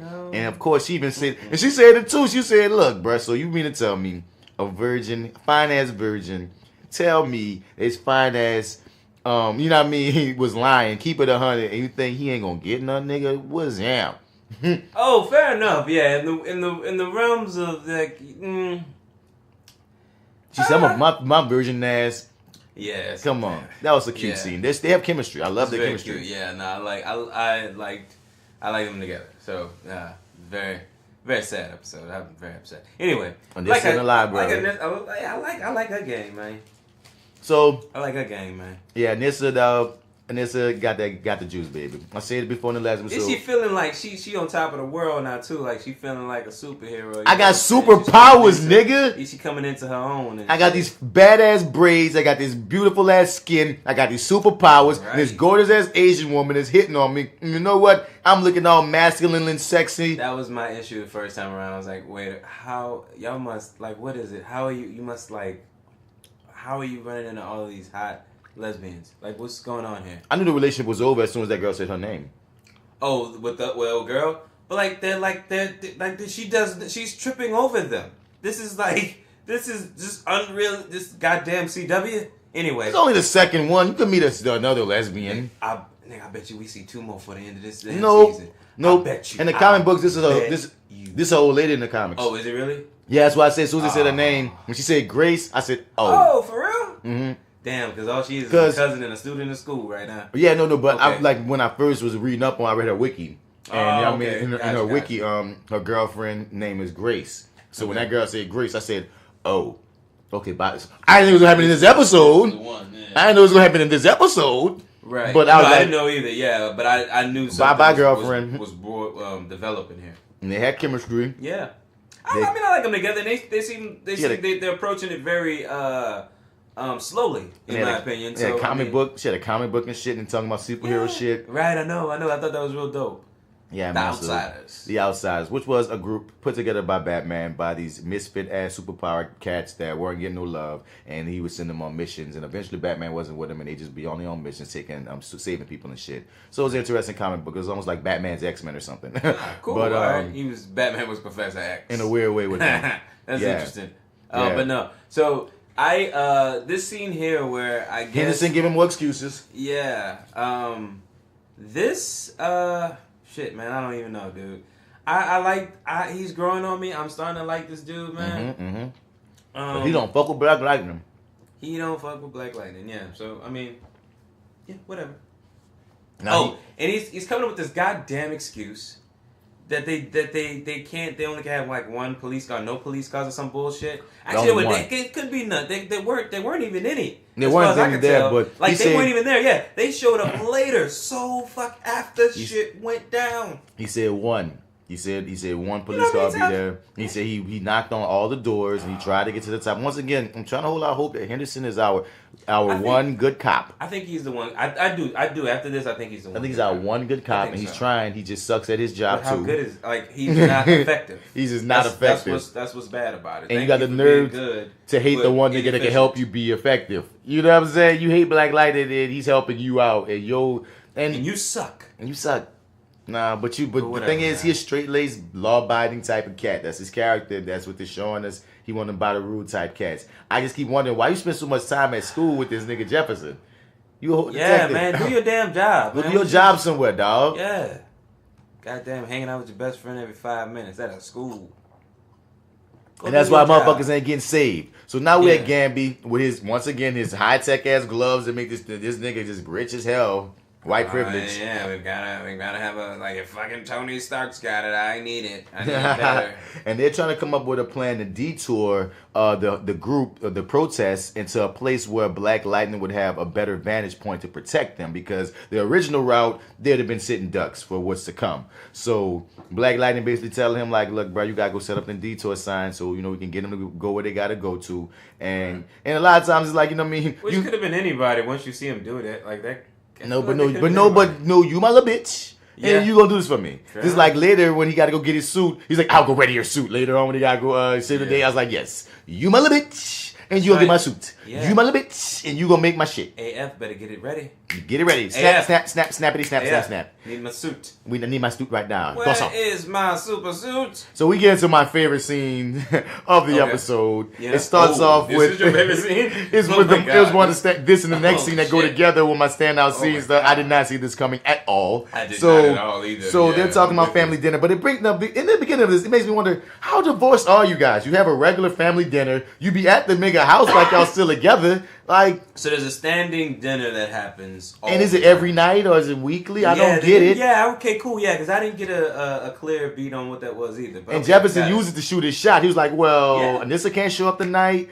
Jennifer 2 years out from being a goddamn, college student. You gonna still come and holler at your boy. You still gonna come eat dinner with your boy. You hear me?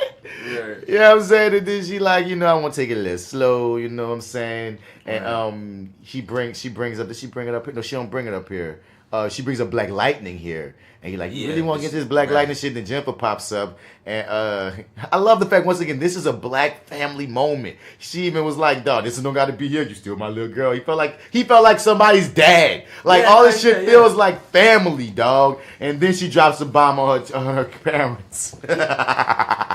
He makes it. So she's been staying there since all this stuff has been happening, right? Is that what's been happening? Because My nigga it know. seems like he still has his family somewhat intact. They have a standing family dinner. It's like I don't understand the family dynamic. There's more I don't understand when we get later into the family dynamic. But I was Right. joked out the fact that she straight up told her parents that I plan to have sex. I'm ready to have sex. Yeah, just told him like, okay, so listen, this is not gonna happen. So don't wait up for me. Boom. And then they're at the dinner table. This was just a hilarious gonna be getting scene. Well written, For the well first time. acted.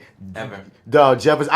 And you see I'm calling him Scooter less Said it and with less straight because goddamn face. I'm calling him Scooter less and less because much like watching Breaking Bad, where when you first see Walt, he Hal. If you watch Malcolm in the Middle, Yeah. that nigga Hal. And Well- then as Breaking Bad continues, that nigga Walt. And eventually that nigga Once he shaves Heisenberg. his head, he's Walt. Yeah. Yeah. And once he's Walt. Heisenberg, He's that completely- nigga's Heisenberg. Yeah. And I gotta respect the character, dog. Cress, you're Jefferson, dog, because this character is the one that's about to keep you in the mind. Much like Luke Cage. Mike Coulter is Here's what Luke I'll say. Cage now. Yeah, fair enough. I just saw a marathon of Living Single. So for me, at the moment, he's Still Scooter? Lightning. Oh God! Okay, Just I didn't for realize now, Living I Single just was. saw it. I I just watched saw Living a Single couple of recently, them, too. but I was first season before Scooter came. I was watching recently. I didn't watch it Okay. because when Scooter came, maybe second or third season. It wasn't He first season. came in the first season at some Later? point. Yeah, no, later in the first season. Yeah, Later in yeah. the first season. I recently watched maybe episodes 1 to 6. He was only in that one episode where he first showed up for that first time. Yeah. And then they just sort of had like a long distance relationship. Then he showed up the next season That was and then a couple more times. until you know? the end of Yeah. the series. Right, yeah. But yeah, once again in this scene with them, the parents are trying to be like, thank you for being straight up, which was real of her. Thank you for telling us, Well, and etc., etc. they sort of have this, which I don't know. I believe is actually really healthy. And I don't know. How do you feel about this? She Like is this sort of space where it's like, listen, we want to sort of be involved. If there's something that's going on in your life, you want to be involved. You want you to come and talk to us. This is a free, open space. You can say whatever it is that's on your mind, whatever it is you need to get off your chest. But I don't know what do you do because she told you straight up she's gonna have sex. And she was calling y'all out on it. She was like, when did y'all first have sex? Y'all didn't have no answer. Most likely younger than her or her age. And Well, not with each other. Right, well, you each other's first. No, we went up. So it's Right. like, my nigga, I'm telling you straight up. She said, look, it's going to be happening around noon. I'll be home before curfew. Like, she's being so responsible. It's like, damn, Jennifer, as a character, you won so many points for me because I was like, God damn. She had her bullets ready and she fired off. And they couldn't like say before nothing. they even finished the syllable, she was like, boom, boom. Pew, pew, And what you gonna do? Kidnap her, lock her in a room? Because you know at the end of the day, if a kid won't have sex, they're gonna have sex when they're gonna have sex. So it's either I never like when we're parents for real, and now we have kids that are that old. This may be where the world is going. What do you do? The thing What do you is, say? That it's- shit was it so would real. be- right. It's so real and Yeah, refreshing so real. on a black television show because that's not True. the normal trope. And he mentions that later on too, which is exactly how I felt initially. Awareness. But second time around, it's sort of now evaluating everything. Yeah, this is sort of, I can't do anything but applaud and just sort of appreciate the maturity of all of this. You know what I mean? And unique. So yeah, and then if you create this environment too, also where this can happen, this is sort of welcomed. You can't do anything but, because even later on, the mom brings up when she's talking to Anissa, how remember the first time you told us when you was lesbian when you came out to us? What's Same the reaction? Silence. And then hugs. Right. That shows, look, we're progressive. It's not keeping up the old trope of homophobia in the black community. All of us just hate gay people. No, son. There's some families that are progressive thinking. Yeah. And you know what I'm saying? Once that's again. Not every scenario, yeah. And so we move into this scene with these sisters, a great sister moment. Once again, much props to whoever lights this show. Our skin is popping, like it's glowing. It's so beautiful to watch. They're beautiful women, but they're also beautiful to look at from an aesthetic view. Because for the longest, sometimes you watch these shows and the white people look good. You know what I mean? Right. So there's this beautiful sister moment where Jennifer was moved by the sermon and wanted to step up for people, and she won't be the new Harriet. I like how she called her sister, and they talk like sisters. She's like, well, you won't come to this march, the girl with the marching shoes and the marching card, the one comes to the march, and she start laughing. And I'm like, this is great sisterly moments. And she brings up to her, like, look, you haven't been there, dog. Like, what you been doing? What you been up to? You've been ghost. Like, I mean, I feel like you ain't been a sister. And it ends up with her sister bringing up birth control. She was just beauty. Like, mwah. Like, every scene does not have to be this fight. Have to be this rah negativity. Have to be boom boom bang bang. Sometimes just looking at two people have a good moment. Just character moments, character building moments, sort of showing sort of where they are, and they have another good moment too later on after the protest. Yes, they do. Too, which I like a lot. And these girls are showing all these actors. This is a great cast. They got some chops. Oh yeah, and they give them. They like. You know what I'm saying? They wrote a lot of good stuff here. There's a lot of good moments here, and I like this moment too. Oh, this scene, because the beauty of this scene with these two is how pleasantly it starts and how diametrically opposed, how it ends so oppositely. And it's such a tragic scene when you look at it at what it is. They begin starting off about how they failed at the sex talk. And she has this great moment when she tells, they get to sort of like debrief, which. And he says that thing that you say where they acknowledge that that's some white folk shit. My daddy would have whooped that ass. Exactly. Yeah. And that's so black, and I love it. Yeah. And it's true though. It's so true. Yeah. And I love the moment she say, "I got you." Like it was so like sincere and like it was so a beautiful moment. And then they're on the same page, man. They have like a synergy. Then the conversation goes left. Well, and that's when I get confused by some things. Okay, so what are you confused about? Let's start. Why do they live with him? Because she brings up. Maybe Jennifer should move in with me because you're Black Lightning again, and you might come on with your ass whipped and shit. And I don't see our baby girl seeing that shit because that's the shit that drove me away from you. And he is never. Fuck wrong with you? Like he responded to her like she was a crackhead mom or something. Like you ain't gonna take my kids. And she just accepts it. But he just like she even said I'm the mother. I have some say. He like no, shoot that shit down. That makes me wonder what happened. Why do the girls stay with you? It normally goes to the mother. Now that you mention that, it's like, well, here's the thing. If you left him because he was Black Lightning, why did you leave the kids with him? That's my question. Yeah, I know, I don't It's very rare. It's very rare for the father. I don't get it. So it's because he's the principal and he's the provider and he went to the school that he teaches at. But you left him. No, I'm saying maybe they gave him custody because of these reasons. Because you think? He makes more money. But no, she's a neuroscientist, so she makes some money too. I don't. Another question mark. Here's the thing.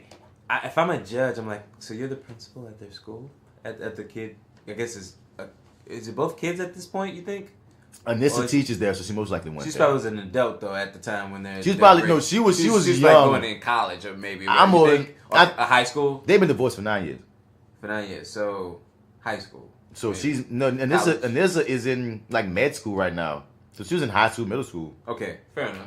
All right, so she leaves, and if I'm a judge, what I'm thinking is, if I'm a judge, and you have both kids, you're the kid's principal. I'm gonna give custody probably to the mom, because you're gonna see them every day anyway. Oh, you're so stupid. I ain't even think about it like that. I'm just saying, you're gonna see them every day anyway. It's you're just fine. so it's weird. Fine. You'll be okay. Is it your job? Is that? I don't understand that. How did that happen?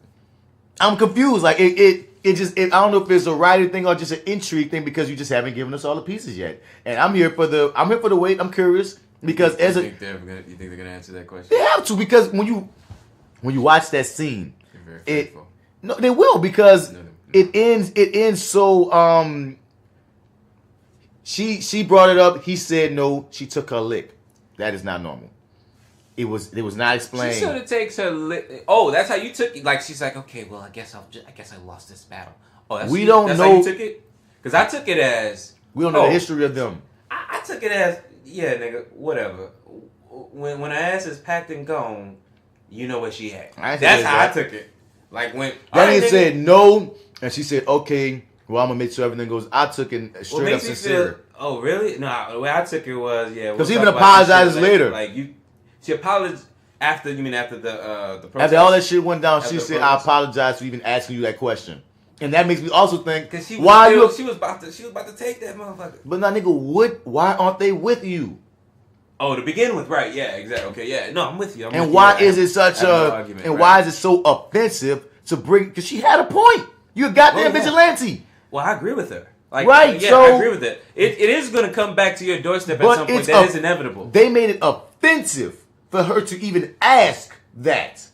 You peeped it, like he reacted. I never see him react like that towards her, especially about anything. And that was sort of like I guess this is sort of the flaw in him, because like him not even sort of acknowledging the fact that this is gonna hit home at some point, or it just has the potential to, not even acknowledging that. Lynn sort of like it. that was his flaw to me. Lynn accepted. I need more. She accepted. I didn't think. I feel like she ended the conversation. I didn't feel like she accepted it, but fair enough. I hear you though. I mean, oops, sorry. I need more information.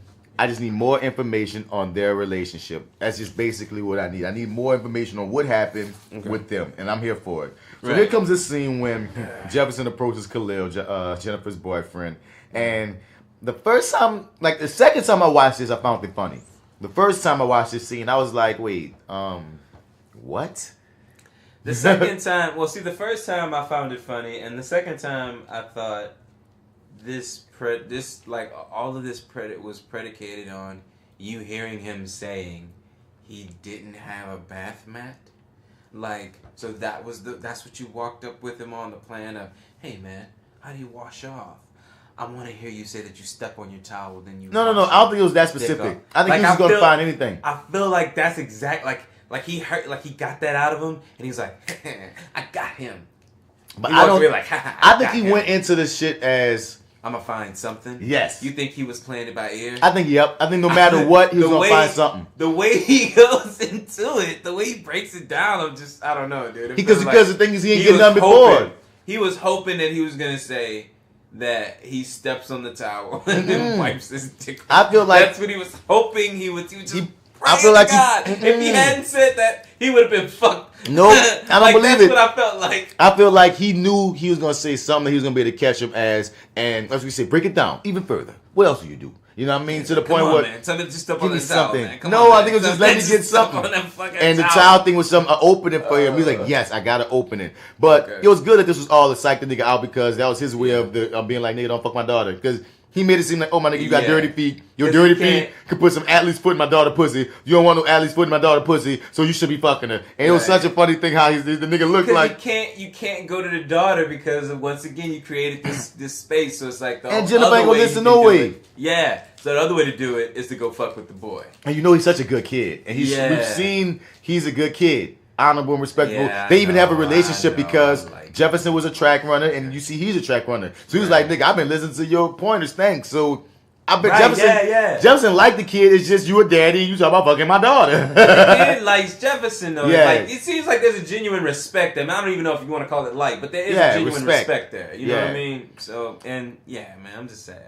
He was the ultimate cock block, and I'm not mad at you for doing it, Jefferson. It was funny. Right, I'm not mad at you for doing it. It just was not weird. Mad at all. I would probably have did it too. It just was weird. If I had the power. It just was what I mean? It just was very weird. It was weird. And to hope that the kid didn't have a bath mat. No. I know.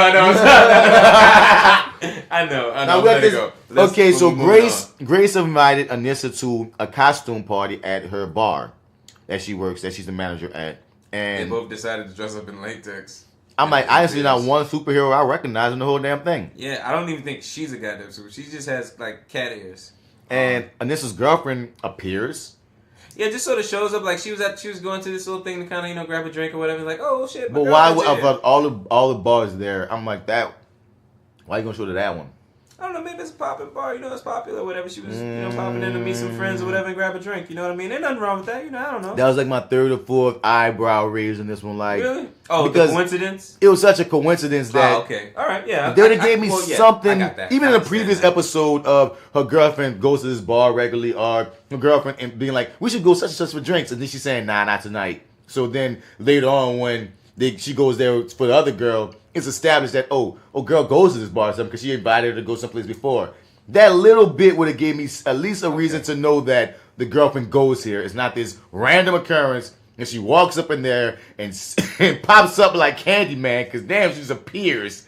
And they have this back and forth, and I love it. It didn't go into violence, even though she gave her that black girl stare when the Asian, because she said what the line was, Miss Black Lives Matter got an Asian. I'm like, I like that. But have you ever, so here's what makes me accept this. Have you ever been somewhere you weren't supposed to be and then got caught by the person you were probably the worst person to see you at a place where you weren't supposed to be? I'm not saying it's impossible to happen. It's not impossible. It's just that coincidence there. In the story mode, it just felt too random. Okay, fair enough. You feel me? Okay. They could have dropped something to make it not seem as random, because even if somebody was watching your real life like it was a TV show and see all the angles, they probably gonna be some angle that they will see that you won't see as a viewer, that life just made coincidental for you from your POV, but they saw it coming. Right. We're not living in their lives,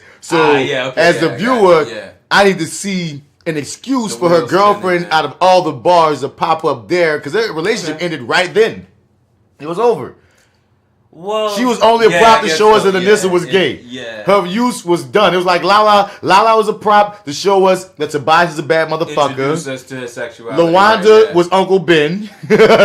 And now, goddamn, that woman was only there to show us Anissa was gay. And now we're getting into the real situations on all the chords. So now we're in the next scene with Tobias, with this nigga who, he's at first Tobias like, he'll go to gun, go do it. Wipe your fingerprints off. He said, I suggest that you relieve your fingerprints of not leave your fingerprints on the weapon. The niggas are hesitant. Right, he scrapes out the serial numbers or whatever. The dude hesitant, and he don't want to touch the gun. And Tobias feels disrespected by the fact, nigga, I'm telling you to go do this job. You asked me to... You seem hesitant. Right, nigga, you told me you wanted to move up in the establishment, and now you trying to just take the gun and leave. What the fuck, man? So he stabbed that man in the hand, one of the most vicious things on this episode. Once that nigga got up, you should have known everything has gone wrong. I just took the gun and left as soon as he stood up, my nigga. Fuck that. Yeah, man. I'm like, I'll wipe this shit off in the car, nigga. No, you stay where you at. I know the way out. Yep. I got it. I'm good. My nigga said, stop bleeding. Don't you even breathe my direction. I'm good. Look, Miss Death.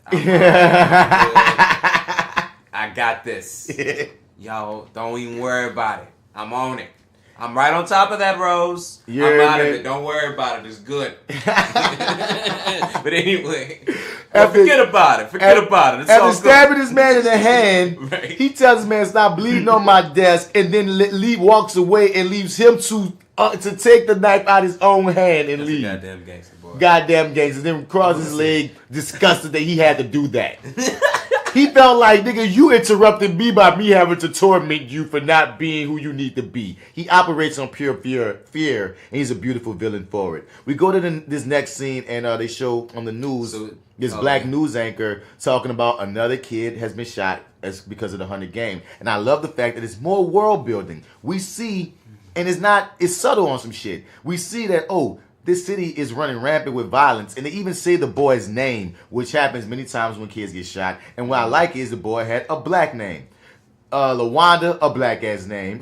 It had a daughter named Shakana Lynn or something, a black ass name. This boy's name was like Jaman. And the thing that's important about this is normalizing our names, because many times in black culture, they try to make our shit seem so demonized and ghetto when we have quote unquote names that don't fit Daniel, David, and Peter and what's in the Bible type shit, I guess. But you can name your daughter Apple and people just cool with that shit. When really, that's original. You know what I'm saying? When really, as crazy as Michelangelo and Leonardo is, you normalize that. You can normalize Apple and Brick and Dale and all them weird ass and Sky and whatever the fuck you want to name your kid. You can normalize Shakisha and Lakeisha, Jamon and Lawanda. You feel me? So I like that they took the time to say his name, black ass show. You know the universe you in. Right. Now we're in this bar and we with Anissa and Grace. What you saying? Anissa basically telling us. Oh yeah, this is after. So yeah, we don't get to see the actual breakup. She just kind of comes in and says that what she left her key, or she took her key. She gave her. She said, "Give me back my key." Right. Okay. Because I'm a prop and I was only here to show off your gayness. Continue. Yeah, pretty much. Yeah, that's what happens. So they have a nice little exchange here or whatever. She says she has to go get out of the tights and go, do the protest. No, but they talk about superpowers. They talk about having, superpowers. They talk about having superpowers, and Grace was saying, I think that would be lonely because you have to protect your identity from the ones you love. And then Anissa thinks to herself, like, yeah, because they would worry. And that's the reason why I think she's trying to justify lying to her family. Oh, yeah. No, I remember. Yeah, exactly. Yeah. So they plant these seeds of why she's going to probably prolong the revealing of her powers to anybody. But probably. You see, she wants to be a hero. You see, she wants to be a hero. It's in her blood. She said it earlier to her sister, too, because she, her sister said, come to March. She said, I want to do more than marching. I want to do something more. Right. And then in this one, she's like, man, if you have powers, nigga, what would you do? Fight? And they like, you know what I mean? So you see her. The funny thing is that she, like, even through the first episode, she sort of performs like a superhero. You know what I mean? Not even knowing she has powers. It's sort of like, it's just in her blood. She is her father's child. It is, yeah, right, exactly. Exactly. You know what I mean? They have a nice little scene, a little cute scene, and then we get to Jefferson and right. Yeah, she calls that by Miss Black Lives Matter, and he made her blush. You know what I mean? That was cute. Yeah, chemistry. I like it very much. Go ahead on. Yeah, I like him very much. So this is where we get this is where we talk about the whole route and the plan and basically what his idea of what he thinks Tobias' plan is to do. And it's going to be to shoot into the crowd. And he's not even saying it's a bias plan. Right. This is very important. It'll be a single shooter. Right, the 100. It'll be a single shooter and he'll fire into the crowd. And it winds up being nervous. Like 2. From what it winds up being 2, and he's saying he's gonna be nervous, gonna share. And the thing is, we see Jefferson really wrestling with this idea of being afraid for it. He don't know what's gonna happen. You see the dread and the hesitancy and the man, like he really fucking cares.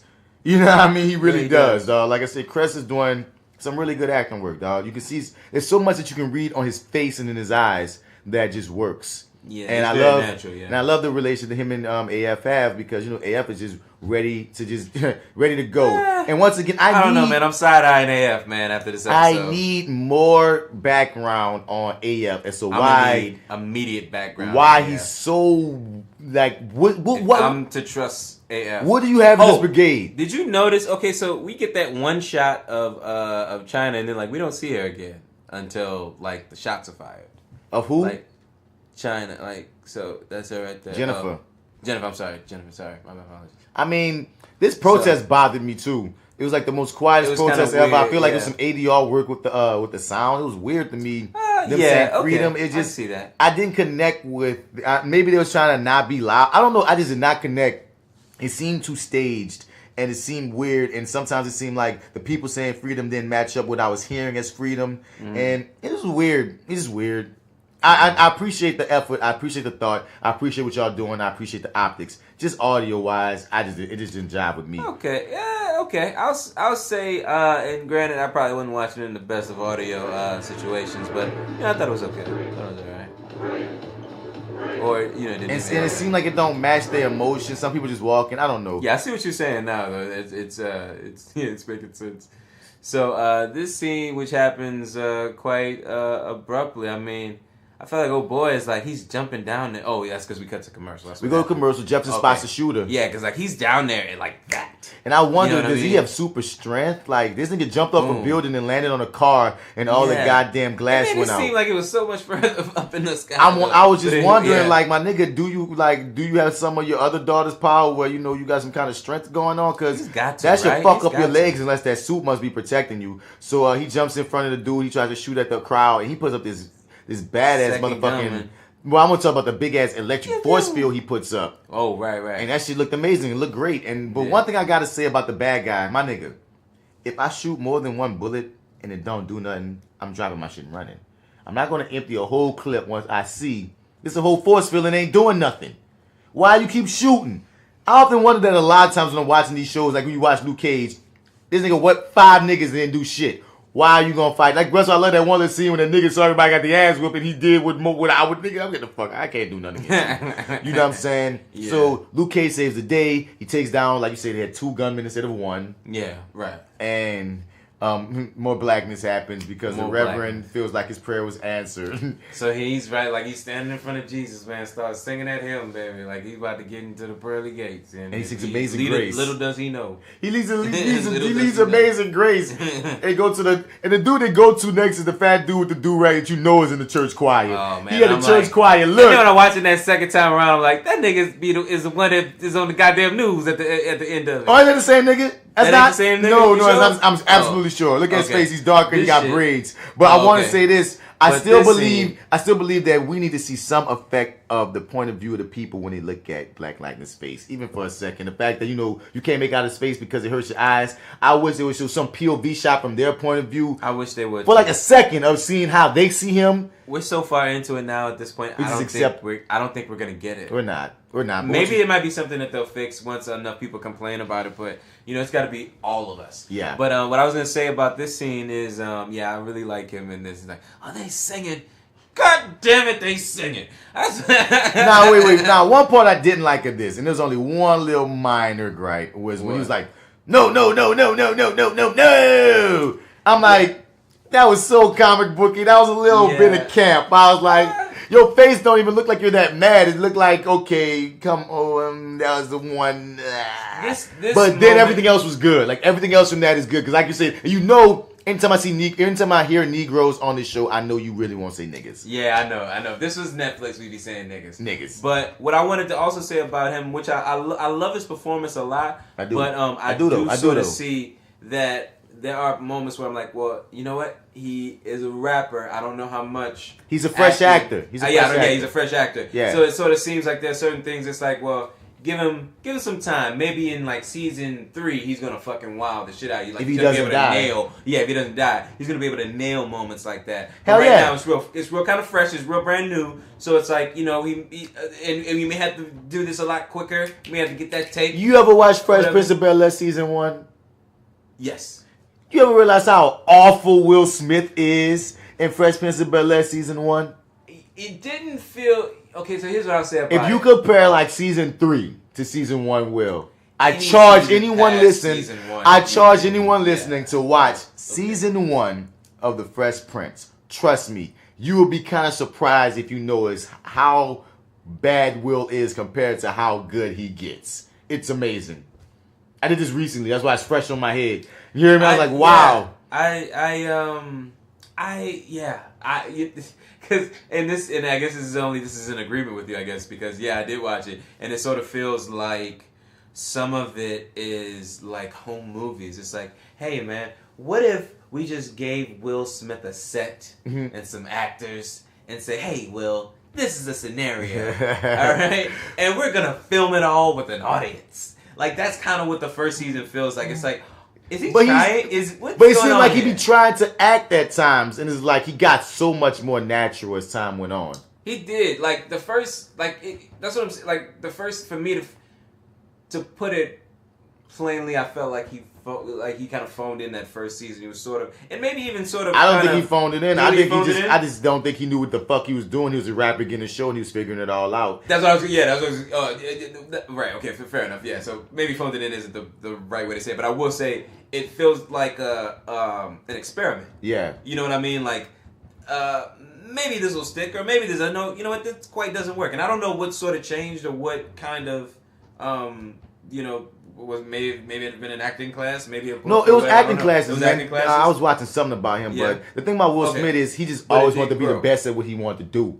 Oh, okay, fair enough. Okay. These motherfuckers was acting circles around him, and they was feeling like a few of them were feeling like basically he didn't deserve to get this show. So it was like one of those things where they know. Interesting. So he wanted to prove like, no nigga, I can act. So he took the class. He worked to become good at the craft. So he will even see the development, and you see it. It's very apparent that you see the development, dog. But some of that they say is some of the core of with him and Black Aunt Viv. had a problem with, because black on Viv come from like theater. She comes from the real acting and shit. Trained, right, and she was actually trained, and she seen this little young nigga who don't seem like at the time he had appreciation for the craft, get his own show and get all this shit, and he's getting all his money and all these things, and there's buku stuff when you look into some of the beefs there. But we talking about Black Lightning. Fair enough. Yeah, and then Black Lightning. And then Black Lightning, dog. So like Tobias Well tells his useless ass henchman, who I thought was a badass until this very moment. How the hell did the bullet, because he's standing dead in front of Black Lightning, how did the bullet go through Black Lightning, hit him in the chest, go through him, and then hit a second person too? How the fuck did you miss? Happen? How the fuck did you miss 8 foot tall ass Black Lightning?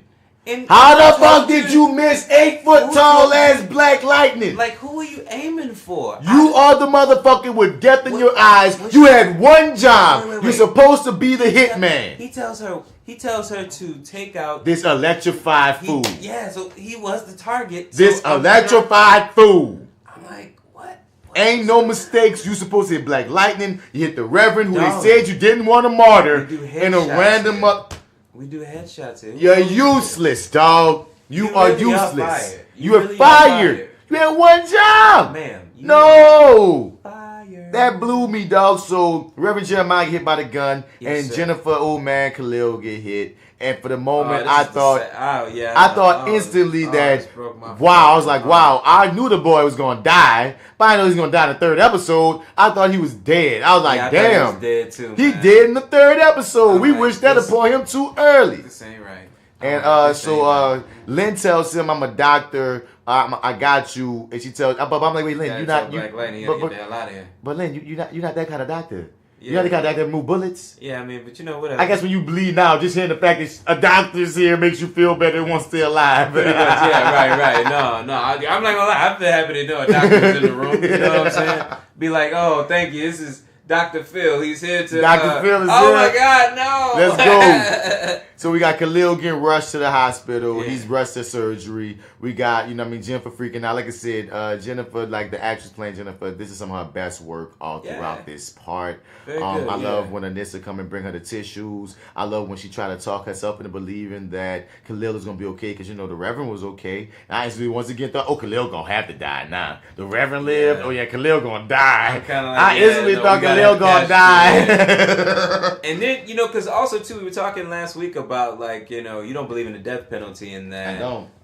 It's that there's other things you can do to him, like take the use of their legs, and I remember saying, like, kind of like that being, then they're like, oh, he was hit his spine, and they don't think he'll ever walk again. And I was like, oh man, we cursed him. Yep, we cursed him more than one way, and that ultimately makes me feel like that opens the way for a pretty interesting villain turn. Ooh, you think? I'm just saying. Ooh, I like that. You know what I mean? Ooh, he could be thought that his ticket out was tracked. Now he could become a bitter motherfucker who blames Black Lightning for the fact that some sort of mechanics. Some dog. Maybe I would go with it. He becomes bitter. He becomes bitter. He wants to do something, because there's many ways you could play this if you play it right, dear. Because you can make Khalil a very interesting character if you started with him being so benevolent. What's the word? But I can't get the word out. But you know what I'm saying? Being so good, being such a great person. Right, yeah. Even we've been smoking. I don't give a fuck. But anyway, such a great person, and you see his just tragic turn to the dark side because of what was taken away from him. The best villains are the tragic ones. I don't always like villains that's just evil for evil's sake. I like Jokers might be the only one I like that. Most villains that I attach to are like the Magnetos, or like the Black Adams, or like the ones that you be like, you know what? I see why you evil. I don't agree with what you're doing, but I understand why you're doing it. Those are the ones that just are heartbreaking to watch, because you kind of rooting for them on the slick. So we get to this part once again. I love the way that this show uses the average Joe to sell a point. That's a murder before Henderson. Said that Black Lightning prevented News larger tragedy from occurring. Interviewer. Man, my partner was like, man, you must be high. I'm like, no, my dude, I seen him with my own eyes. He was like, he had his hands up like this. It was crazy. He saved us all. Well, despite I'm back about the way out the frame. Yeah, I mean, this is random white lady. I think we should do a white people meter at this point to try to start counting how many white people have we even seen in the show. I meant to say that. I was like, okay, we got the first white newscaster. Okay. Because if I think, dog, at episode 3, I remember seeing like a white cameraman or two maybe when he was talking to Lawanda in episode 2. I remember that white dude that bank robbed. So that's like 3. That was robbing the CVS or whatever when Anissa got tossed. That's like 3. We have the 2 white henchmen of Tobias. That's like 5. And now we got this white news anchor. There's like 6 white people in total in this whole goddamn series. And they have these bit parts. And it's funny to see a world like this. This is really a world from a black lens. But anyway, we get into Henderson saying that he makes an interesting point. He says, but the thing is, when he's saying this, I wonder, does he believe what he's saying? Like when he's speaking in this thing, I'm like, it just makes like, what are you doing? Henderson just feels you know like, what I'm saying? Like Henderson, like what? I can't. What's your angle, Henderson? I really don't be knowing all the time. That's what makes me think he's on the payroll. But he says crime has been rising since Black Lightning has come back, which I believe. Escalation is an often thing that happens in these vigilante stories, like, you know what I mean. So it's an interesting thing. And then Lynn and Jefferson make up. Lynn apologizes for even bringing up trying to take Jennifer away from him. And once again, I'm glad that they made up. It's like some sort of quick fix though to sort of keep the family together. And but it's like this isn't like that. That wasn't I don't feel like that turn was developed enough. I don't feel like we maybe had enough time. Like she just sort of like, oh no, I didn't think that I could just walk into a situation, or me and the girls could just walk into a situation where we get shot. You know what? Black Lightning is like no, lady, Lynn, you had a great point. You still are right. You still are correct. This shit still could hit home. Yep. It's like nothing has changed. And once again, why are they living with him? Why is it blasphemy to bring up her staying with you, especially or at least on nights when you're going to be Black Lightning? Yeah, can we make a compromise or something? When you know you're going to have to be Black Lightning, she might as well come stay with me unless Lynn stays in another city and we'll know about it and she just be flying in town from time to time. I don't know what it is. This nigga is living in a dream world. He think that he can have it all, and that's it's going to hit him hard. Yeah. We're on episode 3, so we know he has a roller coaster ahead of him, dog. Yep. You feel me? And unfortunate. The episode ends kind of oddly for me for some reason, and like because when it ended, I didn't know, like, it's over, okay. Because it ended basically with we finding out that I can't skip over this scene where Gamby shows some shade. Now I believe that Gamby believes he's looking out for Jefferson. Is that what you think AF is doing? I do. I don't know, man. I'm side eyeing AF. I'm like, so Tobias is under the impression that he took the life from Black Lightning. Mm-hmm. Now you got to explain to me why him being around or even being responsible for all of this stuff, whatever involvement at all. Like, you deleted the whole fucking file, nigga. Like, why? Because apparently Black Lightning must also believe that Tobias is dead. So what the fuck happened? He hasn't seen Tobias yet. And Gamby even said, "I'm sorry, Jefferson." Then deleted the police footage of evidence of Tobias well. So if he knows he's alive, then he can go and kill him. But dog, like, you think about it, because once again, I made that point. They didn't say that Tobias is making this hit. They said the 100 is making this hit. You feel me? So apparently, for whatever reason, AF don't want Jefferson to know that Tobias is out there. And then, why? What happened? Yeah. What happened? I need some answers. I need some receipts, man. Now I say this, but dog. Like, I'm side-eyeing AF till I get some answers, man. I'm side-eyeing AF because, spoiler alert, in year 1, issue number 3, some interesting things come out about Gamby. And he ride for Jefferson, but he's made some transgressions. And when I get to reviewing that on air, you're going to see what I'm talking about. Okay. So we get this beautiful scene with mother and daughter. Yeah, I want to say this real fast, man. I really loved this scene. I love the dynamic. I love how she read through that bullshit. Mm-hmm. And was like, look, listen. She was like, I mean, that's just the perfect answer. Listen, whenever you're ready to talk to me about what's really up, then I'm here. Because you know what I'm saying? That was dope. I love that moment. I love how in tune they were to one another. And once again, that was Black family drama moment. You feel me? That was basically removed, even though it was because she's keeping away from her mother that she has powers and shit. And the mother can tell that, you holding something from us. You ain't been around. You ain't been talking. What's up? Something's going on. Yeah. And she gave her an excuse of, me and my girl broke up. Yeah. But then her mama saw throw it like a mama. You wasn't into that girl. Yeah. You wasn't into that girl. We know. Come on, stop bullshitting your mama. And like you said, she gave her a perfect answer. But what you're left with leaving isn't anything about superpowers. Look at that mother-daughter moment. And look at her being that was a real mama moment of, I see through the bullshit. This is just me checking in with my daughter. You know what I'm saying? This is Tuesday. And it was wonderful. Yeah. And now we reached the end, and they find out that Khalil might not be able to walk. That was the verbiage. And the bullet hit his spine. And they have a whole black family moment, a big ass hug. Juxtaposes old lady on the news. Once again, the people talking, saying that Black Lightning out here saving the city and stopping these boys from killing each other. Throw some respect on Black Lightning name. And Scooter look up at her, and then he just give his hug to his family, because he told Lynn straight up that you guys are the reason I do this. You're my main priority. And that's the end of episode 3. Great episode. Loved it. Great episode. Broke my heart. Loved it. It touched on a lot.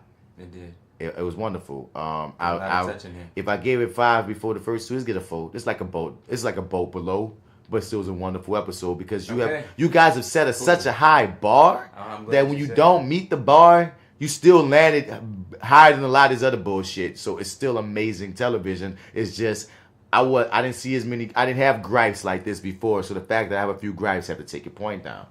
Oh, okay. I did have, going back through it. Yeah, I did have a lot of gripes, but you actually sort of put a. You know what? I was gonna agree with you and go with the 4, but actually that whole church 100 Marchman thing that didn't really make a lot of sense to me until you sort of brought it into light for me. Why wouldn't the church be under some sort of unspoken protection? Yeah. I'm gonna give it a 4.5 now. Still 4.5. All right. Still 4.5. Yeah. I'm gonna do that. It wasn't my favorite. I don't know if we've even gotten to my favorite yet. I feel like that's gonna. We got time. On. Yeah. But this was one I enjoyed very much. Enjoying the journey. Can't wait. Did you see the trailer for the next episode? Yeah, I like what we saw. What do you think the show going? What do you think we're going now? Predictions. What you think's happening? Well, so from what I saw from the trailers and stuff, like Anissa puts herself in this very awkward, very dangerous position. Hopefully, her breathing is in order. And you breathe, motherfucker, breathe. And then we have this sort of like family dinner with the neighbor, the one good cop in the world, and there's this heated debate or whatever, and it's just like man, it's always the vigilante debate that happens on these shows. Of course, they made it seem like her and Jefferson are gonna cross paths, and I don't think they really will. Not this episode. I don't think they will. Not this episode. I feel like she's gonna discover her vigilante way, and Jefferson's gonna get pieces of there's another person here being a vigilante, and he's gonna run into her, because we gotta get to we gotta get to father and daughter clashing. Him at first not want her to do it, of course, and she gonna do it on her own because that's what she gonna want to do. And at some point she probably gonna go to Gamby, and Gamby gonna probably support it. Of course, it's gonna piss off Lynn. I'm very afraid of. Lynn needs to have her own storyline. So hopefully now that she accepts that he's going to be Black Lightning, and now that she accepts that she ain't going to get her kids living with her, where does her story go now? I don't want her story to only be just being Black Lightning wife. Okay, you need something interesting to latch on to. I see what you're saying. Because we got Jennifer going to be going through whatever, trying to rehabilitate Khalil. And once again, we don't know what Khalil brain going to be after this and where they're going to go at with that. But that's a storyline. We got Anissa discovering her powers, and she's in a new positive blooming relationship. Storyline for that character. You know what I mean? Black Lightning is Black Lightning. But Lynn, where do you go from here? Because I don't know. I'm very curious, though. Okay. I agree with you, actually. I think it'd be nice to explore her a little bit more. I mean, actually, to be honest with you, there's just so many other things, avenues I'd like to go down. I'm actually a little sad to hear that there are only going to be 13 episodes. But yeah, man. We seem to be moving through everything we seem to be progressing. They hitting us. Each time, so I don't feel like we're wasting a lot of moments here and there. A lot of great character beats, a lot of great character moments while we still progress with the story. So, I think what I see coming forward maybe is I see her I see Anissa getting on Gambi's radar. Yeah. That's what I see sort of for the next episode. You think it's gonna be on the next episode? She's gonna get his radar, but he ain't gonna know who she is. I think by the end there's gonna be like there's something or somebody else out there maybe, or maybe even wouldn't it be dope if like she got on like Tobias or one of Tobias's radar or something like that? Like, you know what I mean? Like, I don't know. I don't know. And what if he did see Never Mind? But yeah, that'd be real interesting. Yeah, I think Gambi gonna support her though.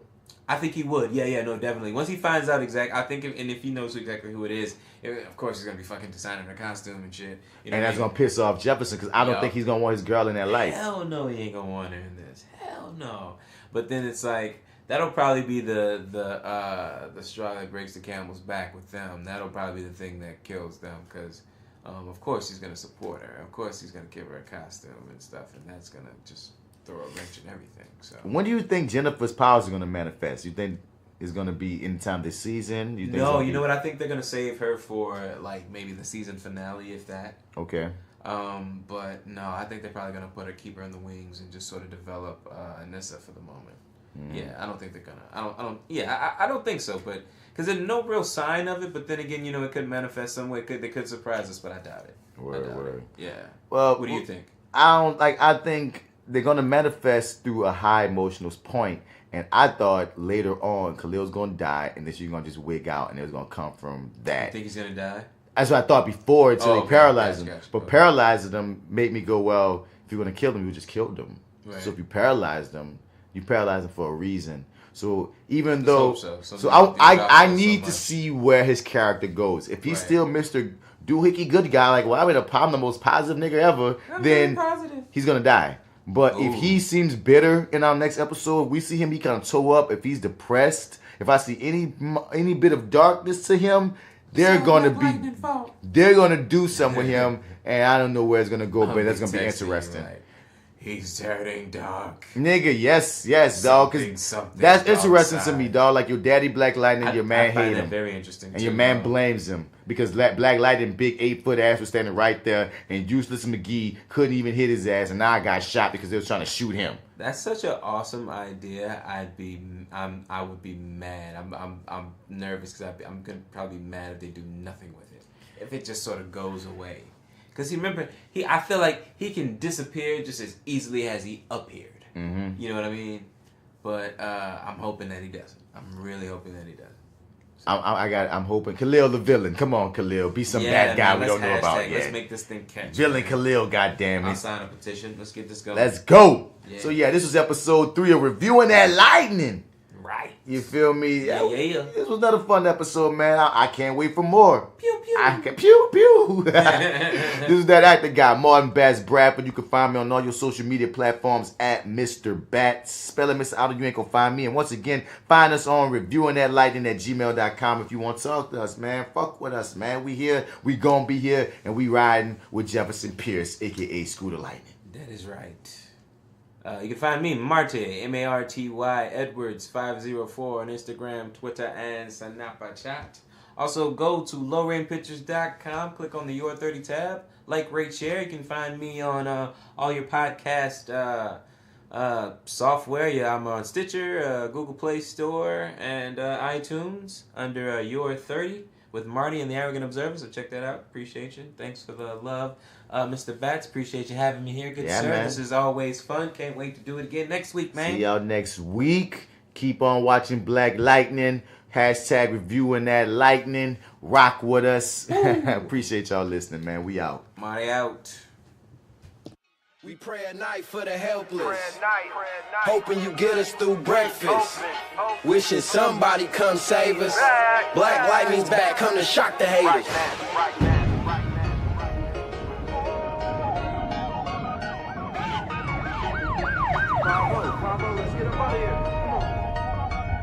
Hey, no lie, seen him with my own eyes. Electric shocking guys, putting them all in line. About time somebody came down here and dealt with crime. Not just the gangsters, the police is out of line. So it's no trust, they don't understand our trouble. I don't know him myself, but do we come from struggle? Cause I'm like no superheroes around here, bruh. I'm like, he gotta be one of us. Gotta understand the hate and the distrust. Restore the feeling, put the love in us. My partner say I'm high, I must be smoking something. I said you right, I know the change, I know I'm feeling something. Stand up for something, or fall for anything. Lightning came with no rain. I saw a superhero last night, he was black. He said, this is for the hood, Black Lightning's back. We pray at night for the helpless, hoping you get us through breakfast. Wishing somebody come save us. Black Lightning's back, come to shock the haters.